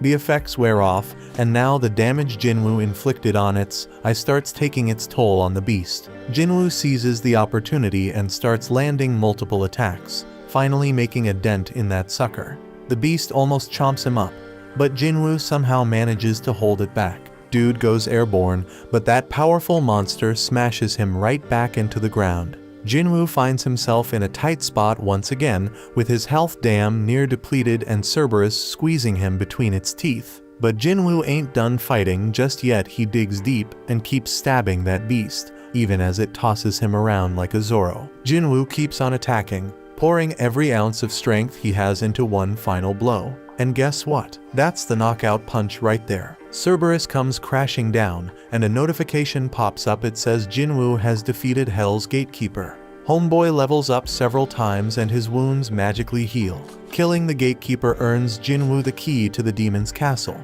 He figured that's what Cerberus was protecting, but then he gets hit with a mysterious notification. It's the recipe for the elixir of life, and it requires 3 ingredients found in the castle. Jinwoo's fight with Cerberus gives him a clear idea of his current strength, and he realizes something. If he were to venture into the demon's castle right now, he'd be 6 feet under for sure. Jinwoo concludes that he can't do it just yet, but he makes a promise he gonna come back real soon. After that, Jinwoo heads over to see his mom and wonders if he can really cure her eternal sleep disease. He ain't got none of the 3 things he needs for the elixir of life, but at least he knows where to find them. But damn, trying to enter the castle at his current level would straight up lead to his death. That's why he's gotta level up and get stronger, no doubt. To help with that, Jinwoo decides to roll with Leo on the 19C rank raids he was talking about earlier. Jinwoo's got one condition though, and Leo's hella shocked when Jinwoo says they gotta do the raids just the 2 of them. No one else. But Leo says what the hell, because rank C gates require at least 8 team members to enter. But Jinwoo wants them to go with a hung strategy, so they gotta hire enough hunters to meet the quota. Leo's kinda hesitant because it could be risky as hell. But Jinwoo points out that if just the 2 of them can beat 19 raids, that's gonna be mad impressive, and it's all about impressing his old man. Leo agrees to go to hell and says he'll handle everything. In another spot, Chahi's getting her exercise on, running in circles, and taking a sec to gulp down some water and replenish her body's fluids. She ain't playing around because she knows someone's been creeping on her. So this dude named Yoon finally comes out of hiding and introduces himself. On the other side, Leo's dad tells Leo how shit's gone crazy since the gates showed up 10 years ago. The world's infrastructure can't even function no mo without the resources from them dungeons. Only the hunters can get those crucial resources, so they're hella important, and the Hunters Association keeps an eye on them. They oversee a lot of stuff, including managing the gates, but they are not the ones that benefit the most. The guilds are the ones raking in the dough from the dungeons, scooping up the vast majority of their vital resources. They are balling rich, man. We talking about the Hunter Guild, White Tiger Guild, Reaper Guild, Fame Guild, and Knights Guild, the top 5 guilds in the whole country.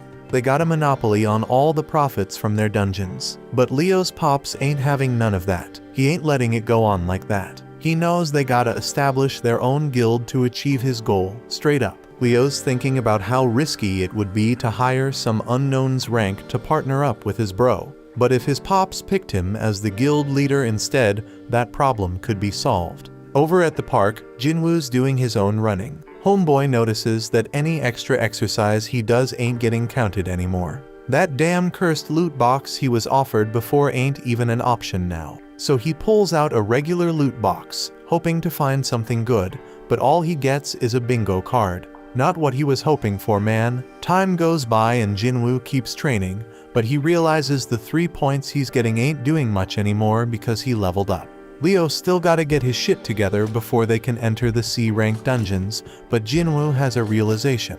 If he can get back into that penalty zone, he might be able to take on that centipede he faced before. But he knows the fight might be tougher than he thinks, and there ain't no guarantee he'll get any experience points from it. Just then, Jinwoo gets a notification to join a D-rank mission. But hold up, it's from the Hunters Association, so that means he won't be able to fight solo. Over at some dojo, Song finishes up schooling some kid, teaching him a lesson. The kid's like, "Damn, I wish I fought you when you were at your best." But Song's real with him, saying he can't change the fact that he only has one arm now. Then Song gets a notification to join a raid, and the kid's like, "Why you ain't retired yet?" Song has some messed up memories, and he's missing a major part of his body, so the kid apologizes for making him feel down. Song explains that his prime years are in the past, but he still wants to contribute to society in his remaining time. Over in another spot, we got this kid playing while her scaredy cat dad Kim watches. He gets the same notification and knows it's his next raid. His wife reminds him that he barely made it out alive from his last one, and she wants him to consider doing something else. But Kim tells her they need the money because their kid's starting school soon. He assures her that it's gonna be all good because the Hunters Association doesn't send low-ranked hunters on dangerous missions except for that one time. So the whole fam starts professing their love for each other and shit. In another spot, Beak is straight up pissed about having to do some useless interview. And it only makes him angrier when Mr. Choi tries to butter him up. But he chills out when Choi points out that he's the most fit for the job. Turns out Choi called him to his office to let him know that Yujin Construction is starting its own guild. But Beak already knows all that, so he demands Choi tell him what he's really there for. In Juhi's room, her mom straight up tells her to give up on being a hunter. Juhi's a B-rank hunter, but her mom still thinks she'll just get in everyone's way.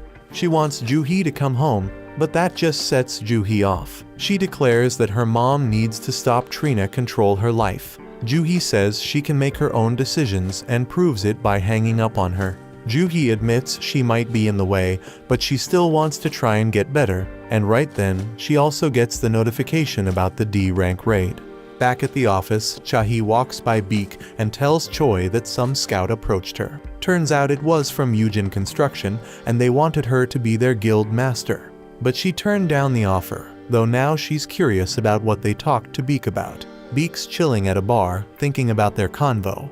Jojo Island's been sealed off since that failed raid, and folks Trina forget about the terror it brought. Mr. Choi sees himself as the weapon of humanity, but he can never forget about Jojo Island and/or what happened there. He plans to clear the island soon, and for that, he needs Beak and the crew on the same page. They gotta get stronger, gather allies, and sway public opinion. That's why he set up the interview and had Chahi train new hunters. Choi reminds Beak that he left something behind on that island, jogging Beak's memory about losing his old friends. In a dark place, an ugly man is pleading with someone to eliminate people. At Jinwoo's house, Gina's straight up shocked by how busy he's been. The old Jinwoo used to need weeks to recover after each gate, so she's wondering if all his training is paying off. Jinwoo casually dips out on a mission without taking his gear, and she's worried because he's acting like it's just a regular trip to the sea. In another spot, Song's thinking about how he's a swordsman, but his awakened ability ain't got nothing to do with physical power. All them years he spent training in martial arts don't mean jack inside a dungeon. His magic focus powers make his sword useless against them magical beasts. Then out of nowhere, he bumps into Jinwoo and notices how different he looks. Jinwoo can't really explain why his leg's back, so Song assumes some high-ranked healer must have found him that day. Song ain't as lucky because too much time passed for his injury to heal. They reach the gate and are surprised to see it's a reunion. Kim feels ashamed to face them, but Song figures it makes sense after what he did. 5 survivors from that messed up day are back together, so he's wondering what the deal is. It's been a hot minute since Juhi saw Jinwoo, so she peeps how much he's changed too. Right then, some sketchy dudes roll up and start checking out Juhi like they have a thing for her. But Kong's there too, and he shuts them down, telling them to chill. Turns out these peeps are prisoner substitute hunters. Straight up hunter convicts Trina reduced their sentences. Song can't believe they gotta fight alongside criminals, but the woman assures them they won't be a problem. They were understaffed and had no other choice. Just in case though, Kong's rolling with them. He is a B rank, so if things go south, he can handle the 3 C rank criminals with ease. Jinwoo tells Juhi not to come along, but she ain't having it. The criminals get set free, and even they wonder if this is a good idea. Kong shuts them up again and reminds them what'll happen if they act up. He introduces himself to the others and promises he'll handle the criminals. Jinwoo lets Song take charge of the raid, and he appreciates it. Song takes full responsibility for failing that day and gives props to Jinwoo for being the only reason they all made it out alive. He thanks Jinwoo on behalf of all the survivors, but Jinwoo doesn't need it. Kim ain't got no objections to Song leading them, and Kong's staring at Jinwoo for some reason. Everyone gets ready to enter the gate, and Song declares the raid officially started. Inside the dungeon, the prisoners straight up handle those goblins like monster. Song Chul wonders who the real beasts are and shows off his own power. They eventually wipe out the whole group of goblins, and Song's impressed with how much stronger Jinwoo's become. Even Juhi notices that Jinwoo ain't been hurt yet, and she hopes nobody ends up needing her healing skills. Song's still amazed because Jinwoo's aura is on a whole different level. Kong leads them forward, but they come across a fork in the path. The dungeon's been easier than they thought, so they figure it's cool to split up. It's gonna be riskier, but they'll clear the dungeon faster. Jinwoo can sense the boss is down the left path, but he keeps it to himself. Because he ain't been leveling up much from those weak-ass goblins, Jinwoo suggests his group take the left path. They split up, but Kong's giving Jinwoo some weird-ass look. Kim's group members are a bunch of cowards, and Kim decides they gotta apologize to Jinwoo for ditching him on their first raid. They know he probably won't accept the apology, but Kim's determined to try because he wants to keep being a hunter. Down the other path, the prisoners straight up wipe out another group of goblins with ease. Kong, being all weird, asks if they could do the same against humans, but they make it clear it wouldn't make a damn difference. Here's the backstory. Kong found out some dude's daughter got assaulted by 3 dudes. The poor girl ended up taking her own life, and this guy's furious because those 3 scumbags will be free in just a few years. To make matters worse, those assholes are hunters, and they get to join raids to reduce their sentences. That shit's unfair as hell because his daughter ain't never coming home. So the man brings 3 million yuan and offers it to Kong to take out those 3 prisoners. Kong's gone straight up bonkers now, and he spills the beans to the prisoners about what he's gonna tell the inspectors when he dips out of the dungeon. He's gonna say the prisoners got wiped out by a gang of 100 goblins. Kim keeps going down his path, but he's shocked when it connects to Kong's path, and he finds Kong massacring the prisoners. Kong starts telling the prisoners he's been told to make them suffer, but Kim interrupts his crazy ass. Cold-blooded Kong takes out the last prisoner and decides he's gotta change his plans as he starts making his way toward Kim. Jinwoo's thinking about how Kong saw him at the hospital, and he just hopes the dude doesn't remember him.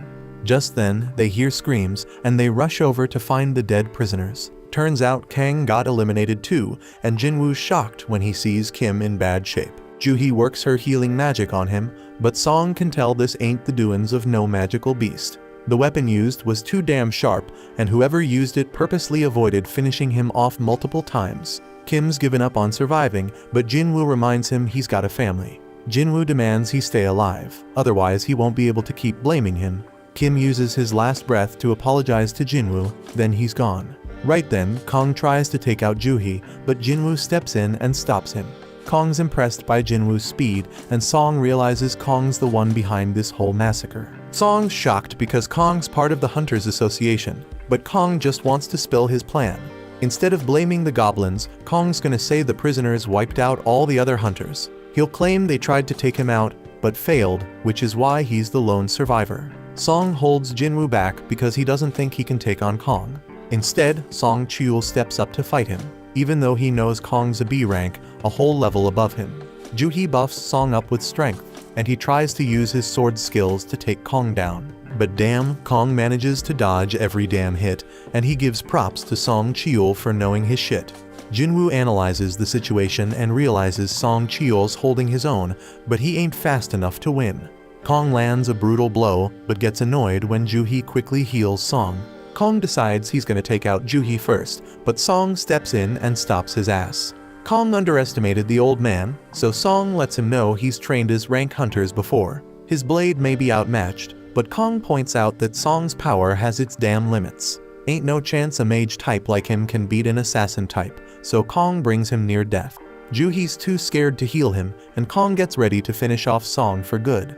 But Song Chul pulls out his fire ability, but damn, Kong's too damn quick. He realizes Song Chul used his sword to make him drop his guard against magic. Song Chul was waiting for Kong to try and end his life, then bam, he hits him with a surprise fire blast. Kong sees through the plan though, and now Song Chul's paying with his life. But wait a damn minute, Jinwoo finally steps in to put an end to the fight. Kong demands to know who the hell he is, and Jinwoo straight up says he's just an E-rank hunter. Kong doesn't believe him because he'd need some next-level reaction speed to stop the attack he just used on Song. Kong can tell Jinwoo's hiding his power and figures he had a second awakening. The others are shaken, and Kong suddenly remembers Jinwoo from the hospital. The mana reader only read 10 back then, so Kong thinks this second awakening must have happened after that. This shit doesn't add up. It doesn't explain why Jinwoo was able to survive the double dungeon. But Kong doesn't give a damn, he's ready to take out Jinwoo. Jinwoo wants answers, so Kong says he is just dishing out justice by taking out the prisoners. But Jinwoo doesn't give a damn about them, but he wants to know why he eliminated Kim and Kang. He points out that Kong could have done it quickly and easily, but he didn't. Kong seemed to enjoy torturing and playing with them. Flashback to when Kong talked to the father, and he explains how he's been getting big offers from the top guilds. But he chooses to work for peanuts in the Hunter Association. Why? Because he finds killing people way more fun than killing beasts. A straight-up fight goes down between Kong and Jinwoo, and the two onlookers are blown away by their insane speed. Kong can tell they have similar builds, but he figures he's got way more experience fighting high-ranked opponents. He uses that experience to gain control of the fight, but he's shocked when Jinwoo asks him to tone down the bloodlust. But it's too damn late because Jinwoo's system is taking notice. The system, just like last time, tells Jinwoo that there are peeps present looking to take him out. Once again, Jinwoo gets a quest to eliminate his opponents. Jinwoo gets engulfed in some dark power, and Kong's confused because he thought he'd have the upper hand in this fight. But damn, Jinwoo straight up attacks, and Kong's shocked when he realizes he's been poisoned. They keep throwing down, but Kong's got something special to show Jinwoo too. He straight up disappears. He explains it's a stealth skill, making him invisible to sight, sound, and even smell. Only a few hunters can get their hands on that skill, and nobody knows he's got it. Kong manages to land a hit on Jinwoo and tells the others to back off and wait their turn. He's sure Jinwoo won't be able to do much with an injured leg. But damn, Kong's in for a surprise when Jinwoo instantly heals himself. Kong can't believe it because he's never heard of a combat hunter who can also use healing magic. Jinwoo's totally unpredictable, and that makes him one dangerous mofo. Jinwoo's changed big time, saying he just lost another emotion, and now he doesn't even need to get angry to take out scum like Kong. Kong realizes Jinwoo's taken human lives before, and Song is shocked to hear that. He figures Jinwoo's had to make some tough-ass decisions real quick, and that's why his appearance ain't the only thing that's changed. Kong tries to attack again, but he's in for a shock when Jinwoo tracks him by sensing his bloodlust. Kong still has a trick up his sleeve, but everything stops when Jinwoo activates his murderous intense skill. Darkness surrounds Kong, and he's straight up stunned when Jinwoo's blade goes through his chest. As Kong's life slips away, he mentions that he and Jinwoo are cut from the same cloth. They're both killing machines. The only reason he's dying is because he's weaker than Jinwoo. Kong still wants to know what the hell Jinwoo is. He's got assassin skills, healing powers, and debuffs, and Kong's never heard of anyone like that. Jinwoo doesn't spill the beans, but Kong points out that Jinwoo was able to take him out, so his E-ranked act is over. Jinwoo decides to drop a little truth bomb and explains that he's someone who gets stronger with every damn fight. Kong can see that Jinwoo's gonna keep getting stronger and stronger, but he's got a warning for him: if he keeps chasing more and more power, that same power might end up taking control of him. Jinwoo completes his quest and gets rewarded. He's noticed that the stronger he gets, the more it feels like something inside him is falling apart. His friends thank him for saving their asses, but Jinwoo tells them to get the hell out of the dungeon. They're shocked because Jinwoo plans to clear the dungeon all by his lonesome, but they realize he's strong enough to pull it off. Outside, Woo's mind is blown when he learns Kong is secretly killing folks. He is shown the only survivors of the mission Kong was on, and he's straight up surprised to see that Jinwoo's one of them. He apologizes for what went down, but most importantly, he wants to know who took out Kong. Jinwoo realizes he can't keep his secret anymore, which means he gotta cancel his deal with Leo. Right before he spills the beans, Song straight up lies and claims he's the one who eliminated Kong. Song's just a C rank, so he explains he only won because he had a healer's help. Woo's skeptical because Kong's a top B rank hunter, but he buys Song's story.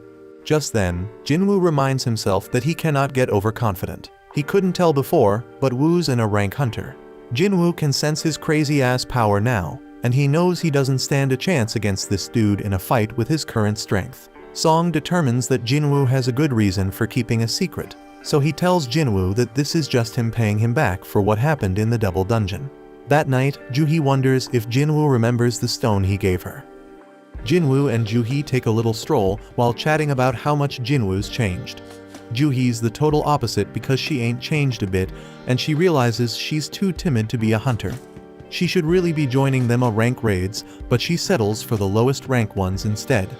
It ain't all that bad though, because it led her to meet Jinwoo, and she started healing him. The dude was always getting himself hurt, but she'll never forget how his eyes always had that determined look.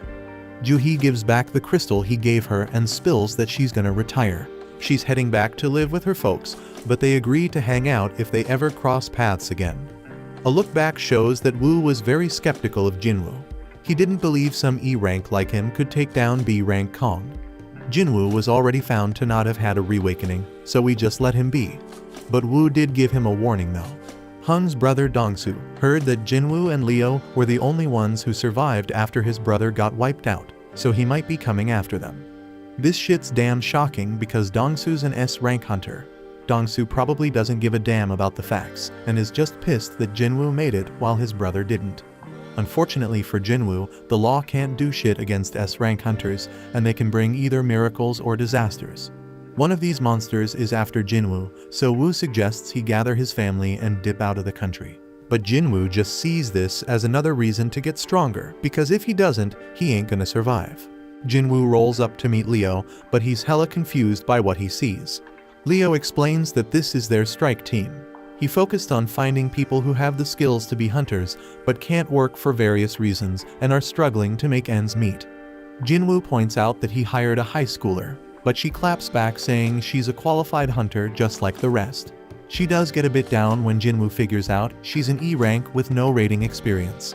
But it doesn't really matter because Jinwoo lets them all know they'll be waiting outside while he and Leo handle everything. They're all getting paid 3 million yuan each, which is a sweet deal because they ain't gotta do shit. The only catch is they can't blab about it to anyone, or they gotta pay back 10 times what they got. Jinwoo got a stealth rune for taking down Kong, and he used it to learn stealth skills. Leo's all set to go, and Jinwoo's shocked to see he's rocking even more crazy expensive armor.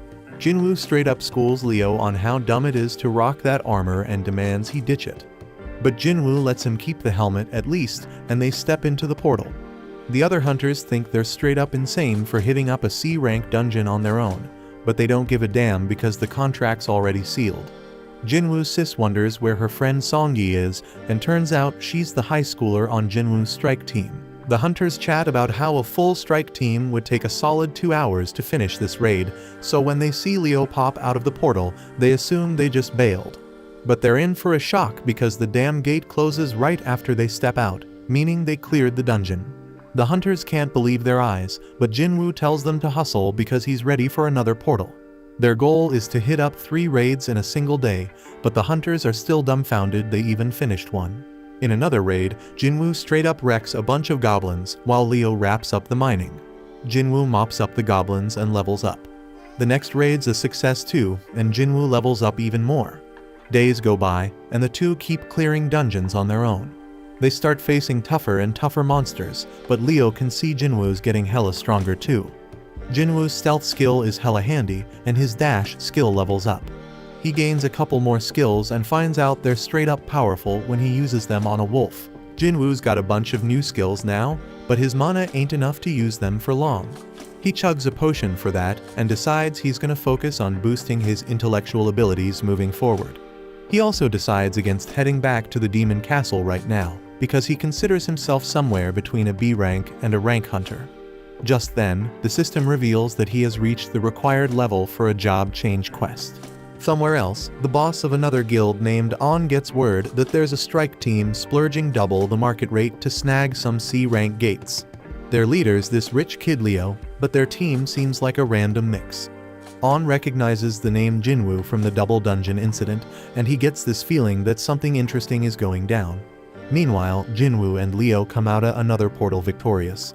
Jinwoo wonders if Songyi has some eye problem, but she says it's nothing. Back with On, his assistant is straight up shocked when he hears On thinking that Jinwoo's had a reawakening.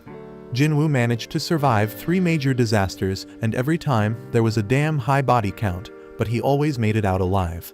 Reawakening's the only explanation, so On heads out to scout this promising rookie. On rolls up at Jinwoo's portal, but he's hella shocked because it looks like they're having some sort of picnic. Song Yi explains the area's off-limits and makes it clear she's a hunter.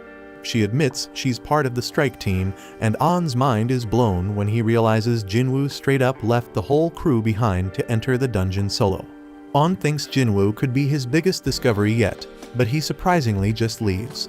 The dudes step out the gate, and Jinwoo spills to Leo that he's swamped tomorrow and can't make it for any raids, so they hold off on a few. Then we get a glimpse of this super weird scene, and Mr. Choi wakes up from that nightmare. He peeps at some paperwork and figures out it's almost time for the recon mission on Jojo Island. Jinwoo wraps up his day of raiding, and On introduces himself as the manager of the White Tigers Guild. The White Tigers Guild is one of the top guilds in the country, always hunting for new talent. On thankfully gets right to the point and offers to pay Jinwoo double what Yujin Construction is paying him if he joins his guild. On's hella confident Jinwoo's in E rank and can't turn down that offer. But he's in for a surprise when Jinwoo wants to know the worth of the White Tigers Guild headquarters. It's worth a cool 50 billion, so the dude's mind is blown when Jinwoo reveals that a construction company's hooking him up with a building worth 30 billion. Jinwoo backs up his claim with evidence, but On reveals that he isn't qualified to offer them their 50 billion building. Jinwoo loses interest and bounces, but he's curious how On got wind of him. Jinwoo puts fear in this dude, making sure he ain't snooping around, and then vanishes. On realizes that Jinwoo used stealth to cut him, and he's hella shocked when he considers Jinwoo's reawakening with that stealth ability. Jinwoo tells him not to turn around, so On explains he's just digging into who's buying up all the gates. Jinwoo demands to know who else knows about him, and On spills it's just him and one of his peeps. Jinwoo warns that if word starts spreading about him, they'll be the first suspects on his list. On agrees to keep everything on the down low, so Jinwoo reveals himself again. Jinwoo gotta keep snatching the gates for a while, but that's causing problems for the guild because they need to train new recruits. Jinwoo agrees to let them cop 3 gates from him, but On's straight up shocked when Jinwoo tells him they gotta cough up 300 million yuan for each. The dude begs Jinwoo to drop it to 200 million, and Jinwoo surprisingly agrees.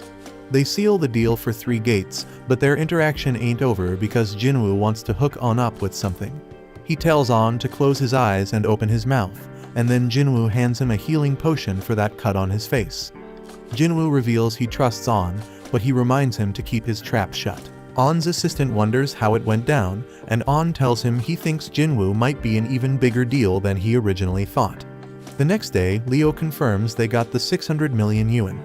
Leo points out they were gonna ditch the gates anyway, so he can't believe Jinwoo managed to score so much cash for them. Leo wants to know more, but Jinwoo says it's a trade secret. Back with the White Tiger Guild, On realizes Jinwoo played him, because now there's a bunch of C-rank gates that have appeared selling for less than 70 million yuan. Jinwoo sends him a message informing him that they are now on an equal footing after spying on him. On realizes Jinwoo ain't someone to mess with, but he's glad he got his contact info. Elsewhere, we see Jinwoo heading out on a road trip to find out what this job change quest is all about. Jinwoo arrives in some forest far away from civilization because he has no clue what to expect from the job change quest. He already tackled 2 dungeons with keys, but those were mandatory quests like the penalty and emergency ones. But this job quest? It's optional, and they even gave him time to decide. Jinwoo figures it's a major event that's gonna level him up by getting skills perfect for his job, so he decides to accept, and the gate opens. Jinwoo just remembers he ain't done his daily quest yet, but he'll get to it later. He declares that the real game begins right now and steps into the gate. Meanwhile, Leo's having a meal with his father, and his bro shows up too. Inside the dungeon, Jinwoo realizes he can't use potions or fully recover. He won't be able to leave until the quest is complete either, so he will have to be very careful. Suddenly, he hears something coming his way, and he gets ready for action. Turns out it's an armor-type beast, and Jinwoo wastes no time attacking it.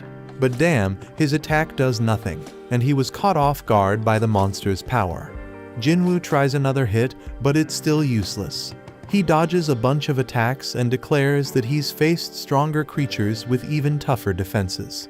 Jinwoo then uses his bare hands and tears the monster apart. Jinwoo ain't too thrilled because he basically wasted 1 use of his fatal strike skill. But he can't stay mad for long because he has some company. Meanwhile, Leo's dad wonders how Jisung's guild establishment efforts are going. He heard that all the S-rank hunters he reached out to turned him down. That's true, but Jisung explains he's talking to hunters from other countries. Leo realizes that this will be more competition for him, and he is shocked when Jisung reveals that he knows he has been working on something in secret. Jisung warns Leo not to get in his way because he knows what's up. Leo stays quiet, but he's certain Jisung wouldn't be talking like that if he knew how powerful his partner is. Back in the dungeon, Jin-Woo straight up wrecking them monsters. He knows he's gonna need a rest soon, but he senses something and takes out another monster. He can't believe it was using stealth, and to top it off, a mage with light magic shows up. It's all kinda strange because Jin-Woo feels like he's reliving his old battles with the first monster's armor and these monsters' skills. The quest turned out way tougher than he expected, but he ain't one to back down. He analyzes the situation on the go, and figures out what it takes to beat each enemy. The armored one needs serious strength to take damage, the stealthy one needs mad perception to be detected, and the mage gotta be countered with intellect. But Jin-Woo ain't boosted that stat much. His fatigue's building up fast, so he knows he gotta end this fight soon. Elsewhere, Mr. Choi meets up with the other hunters because they are ready to head to Jojo Island. Back in the dungeon, Jin-Woo manages to take down the monsters. He finds a chest plate as his reward and realizes he ain't done much with gear yet. He puts it on and's glad to see it can go invisible, and don't mess with his movement. Jin-Woo's level has gone up, and he also has plenty of golden items. His fatigue has recovered as well, so he continues through the dungeon. Jin-Woo opens the giant door, and the gust of wind that comes out of it gives him the chills. Inside is some kind of throne room, and he is shocked by what awaits him. The sound he hears and the presence he feels make his whole body remember something. The pressure he's feeling is on the same level as that double dungeon craziness. Jin-Woo can't believe it because all that intensity coming from just one opponent. This enemy, a knight commander called Igris, got his name in red, and Jin-Woo knows this dude ain't like any enemy he ever faced. Igris instantly attacks with intense speed, and Jin-Woo is shocked to see that this guy chops through pillars like they are tiny tree branches. This monster overpowered Jin-Woo quickly with his next hit, and Jin-Woo had no chance of keeping up. He getting tossed around like a rag doll, and Jin-Woo can't believe what a freaking monster this guy is. Jin-Woo shows his insane speed as he throws a barrage of attacks, but his blade does nothing against the knight's armor. Jin-Woo is barely able to block one attack, but he gets thrown back. He realizes they matched in speed, but Igris way more powerful than him. This dude was hella dangerous, and Jin-Woo wondered if he got any shot at beating him. Jin-Woo ain't too sure he can win without a weapon, but he only has one idea to deal some damage through Iggy's armor. He puts away his dagger, and to his surprise, the knight tosses his weapons aside too. Meanwhile, Mr. Choi gives a call to the chairman and shows his gratitude for approving the operation. The chairman warns him to stay careful, but Mr. Choi already knowing the danger involved. He is aware that this expedition is just about checking the threat levels. They're gonna poke at the enemy and see how they react. Mr. Choi staying diligent as always, and he explains that it's because the last raid on Jojo Island ain't really ended for him. Back in the dungeon, Igris wastes zero time crushing Jin-Woo. He tosses Jin-Woo around like he's some kind of toy, landing a barrage of punches on him. Jin-Woo gets sent flying through a wall, and he is straight up shocked by his opponent. He blocked all them punches, but still feels like he lost 500 HP. Jin-Woo is glad he rocked that armor because he'd be 6 feet under if he hadn't. He gotta admit he can't overpower this dude, so he decides to amp up his speed instead. Jin-Woo flies around him and manages to finally push him back. He throws out a bunch more attacks, but it becomes crystal clear he ain't catching this guy again. The dude keeps tossing him around, and Jin-Woo notices his skill also boosting his defense. He's still getting wrecked by this dude, getting dragged back into the room, but Jin-Woo keeps fighting back. His efforts start paying off when Jin-Woo pulls off a sick move, landing a kick straight to Iggis's head. Jin-Woo realizes this might actually backfire on him, and the knight comes at him even harder. Jin-Woo just keeps taking a straight-up beatdown, getting tossed onto the throne while Iggis looms over him. Back home, Gina leaves some dinner for Jin-Woo and goes to study. We also catch a glimpse of Jinwoo's mom at the hospital. But back with Jinwoo, he is in really bad shape as the knight grabs his sword, ready to end Jinwoo's life. He went in for the kill, but Jinwoo was swift as hell, stopping him with just one hand. Jinwoo declares that he hasn't lost yet and pushes Igris back. He summons his blade and manages to stab the knight through the gap in his helmet. Jinwoo puts all his power into pushing Igris back and slamming him against the wall. The knight tries to use Jinwoo's blade, but Jinwoo stops him, saying his dagger doesn't switch owners. It just goes back to his inventory, where he can summon it again. Jinwoo drives his blade through the knight's skull, but the hit ain't deep enough. He knows he gotta go deeper, so he uses every last ounce of power to drive the blade further into the knight. Jinwoo pulls out all his fatal strikes and lands the most powerful blow he ever dealt. The knight has gone completely limp.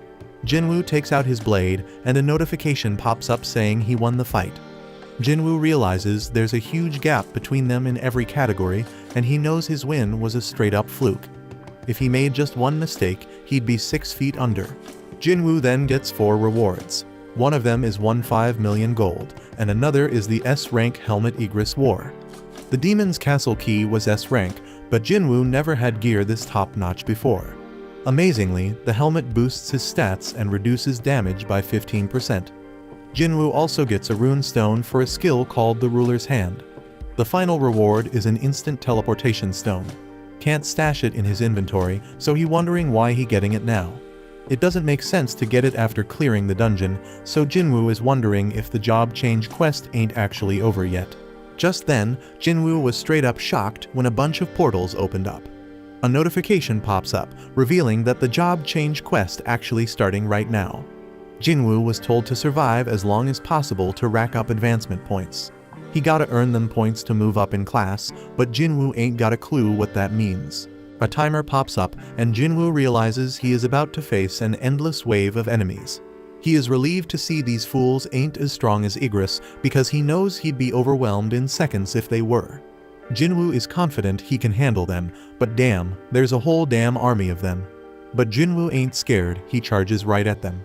Meanwhile, we watch as the other hunters fly off to Jojo Island. After a while, we are back with Jinwoo, still in the thick of the fight because the gates keep spitting out more enemies. The real deal with this quest is to survive as long as possible, so Jinwoo starts using his stealth skills. He gotta manage his mana, so he can buy himself as much time as he can. Jinwoo's plan is completely ruined though, when a mage breaks his stealth. He right back to throwing fists, but now it's even worse because he can't use stealth or murderous intent no more. Jinwoo takes a sword straight to his back, and he is straight up shocked when he realizes it's only been 5 minutes. Shit getting way too dangerous, and Jinwoo knows he can't keep going. He hates to do it, but he decides to teleport out of the dungeon.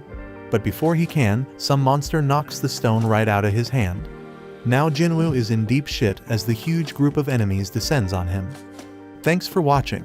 Subscribe to not miss the next part.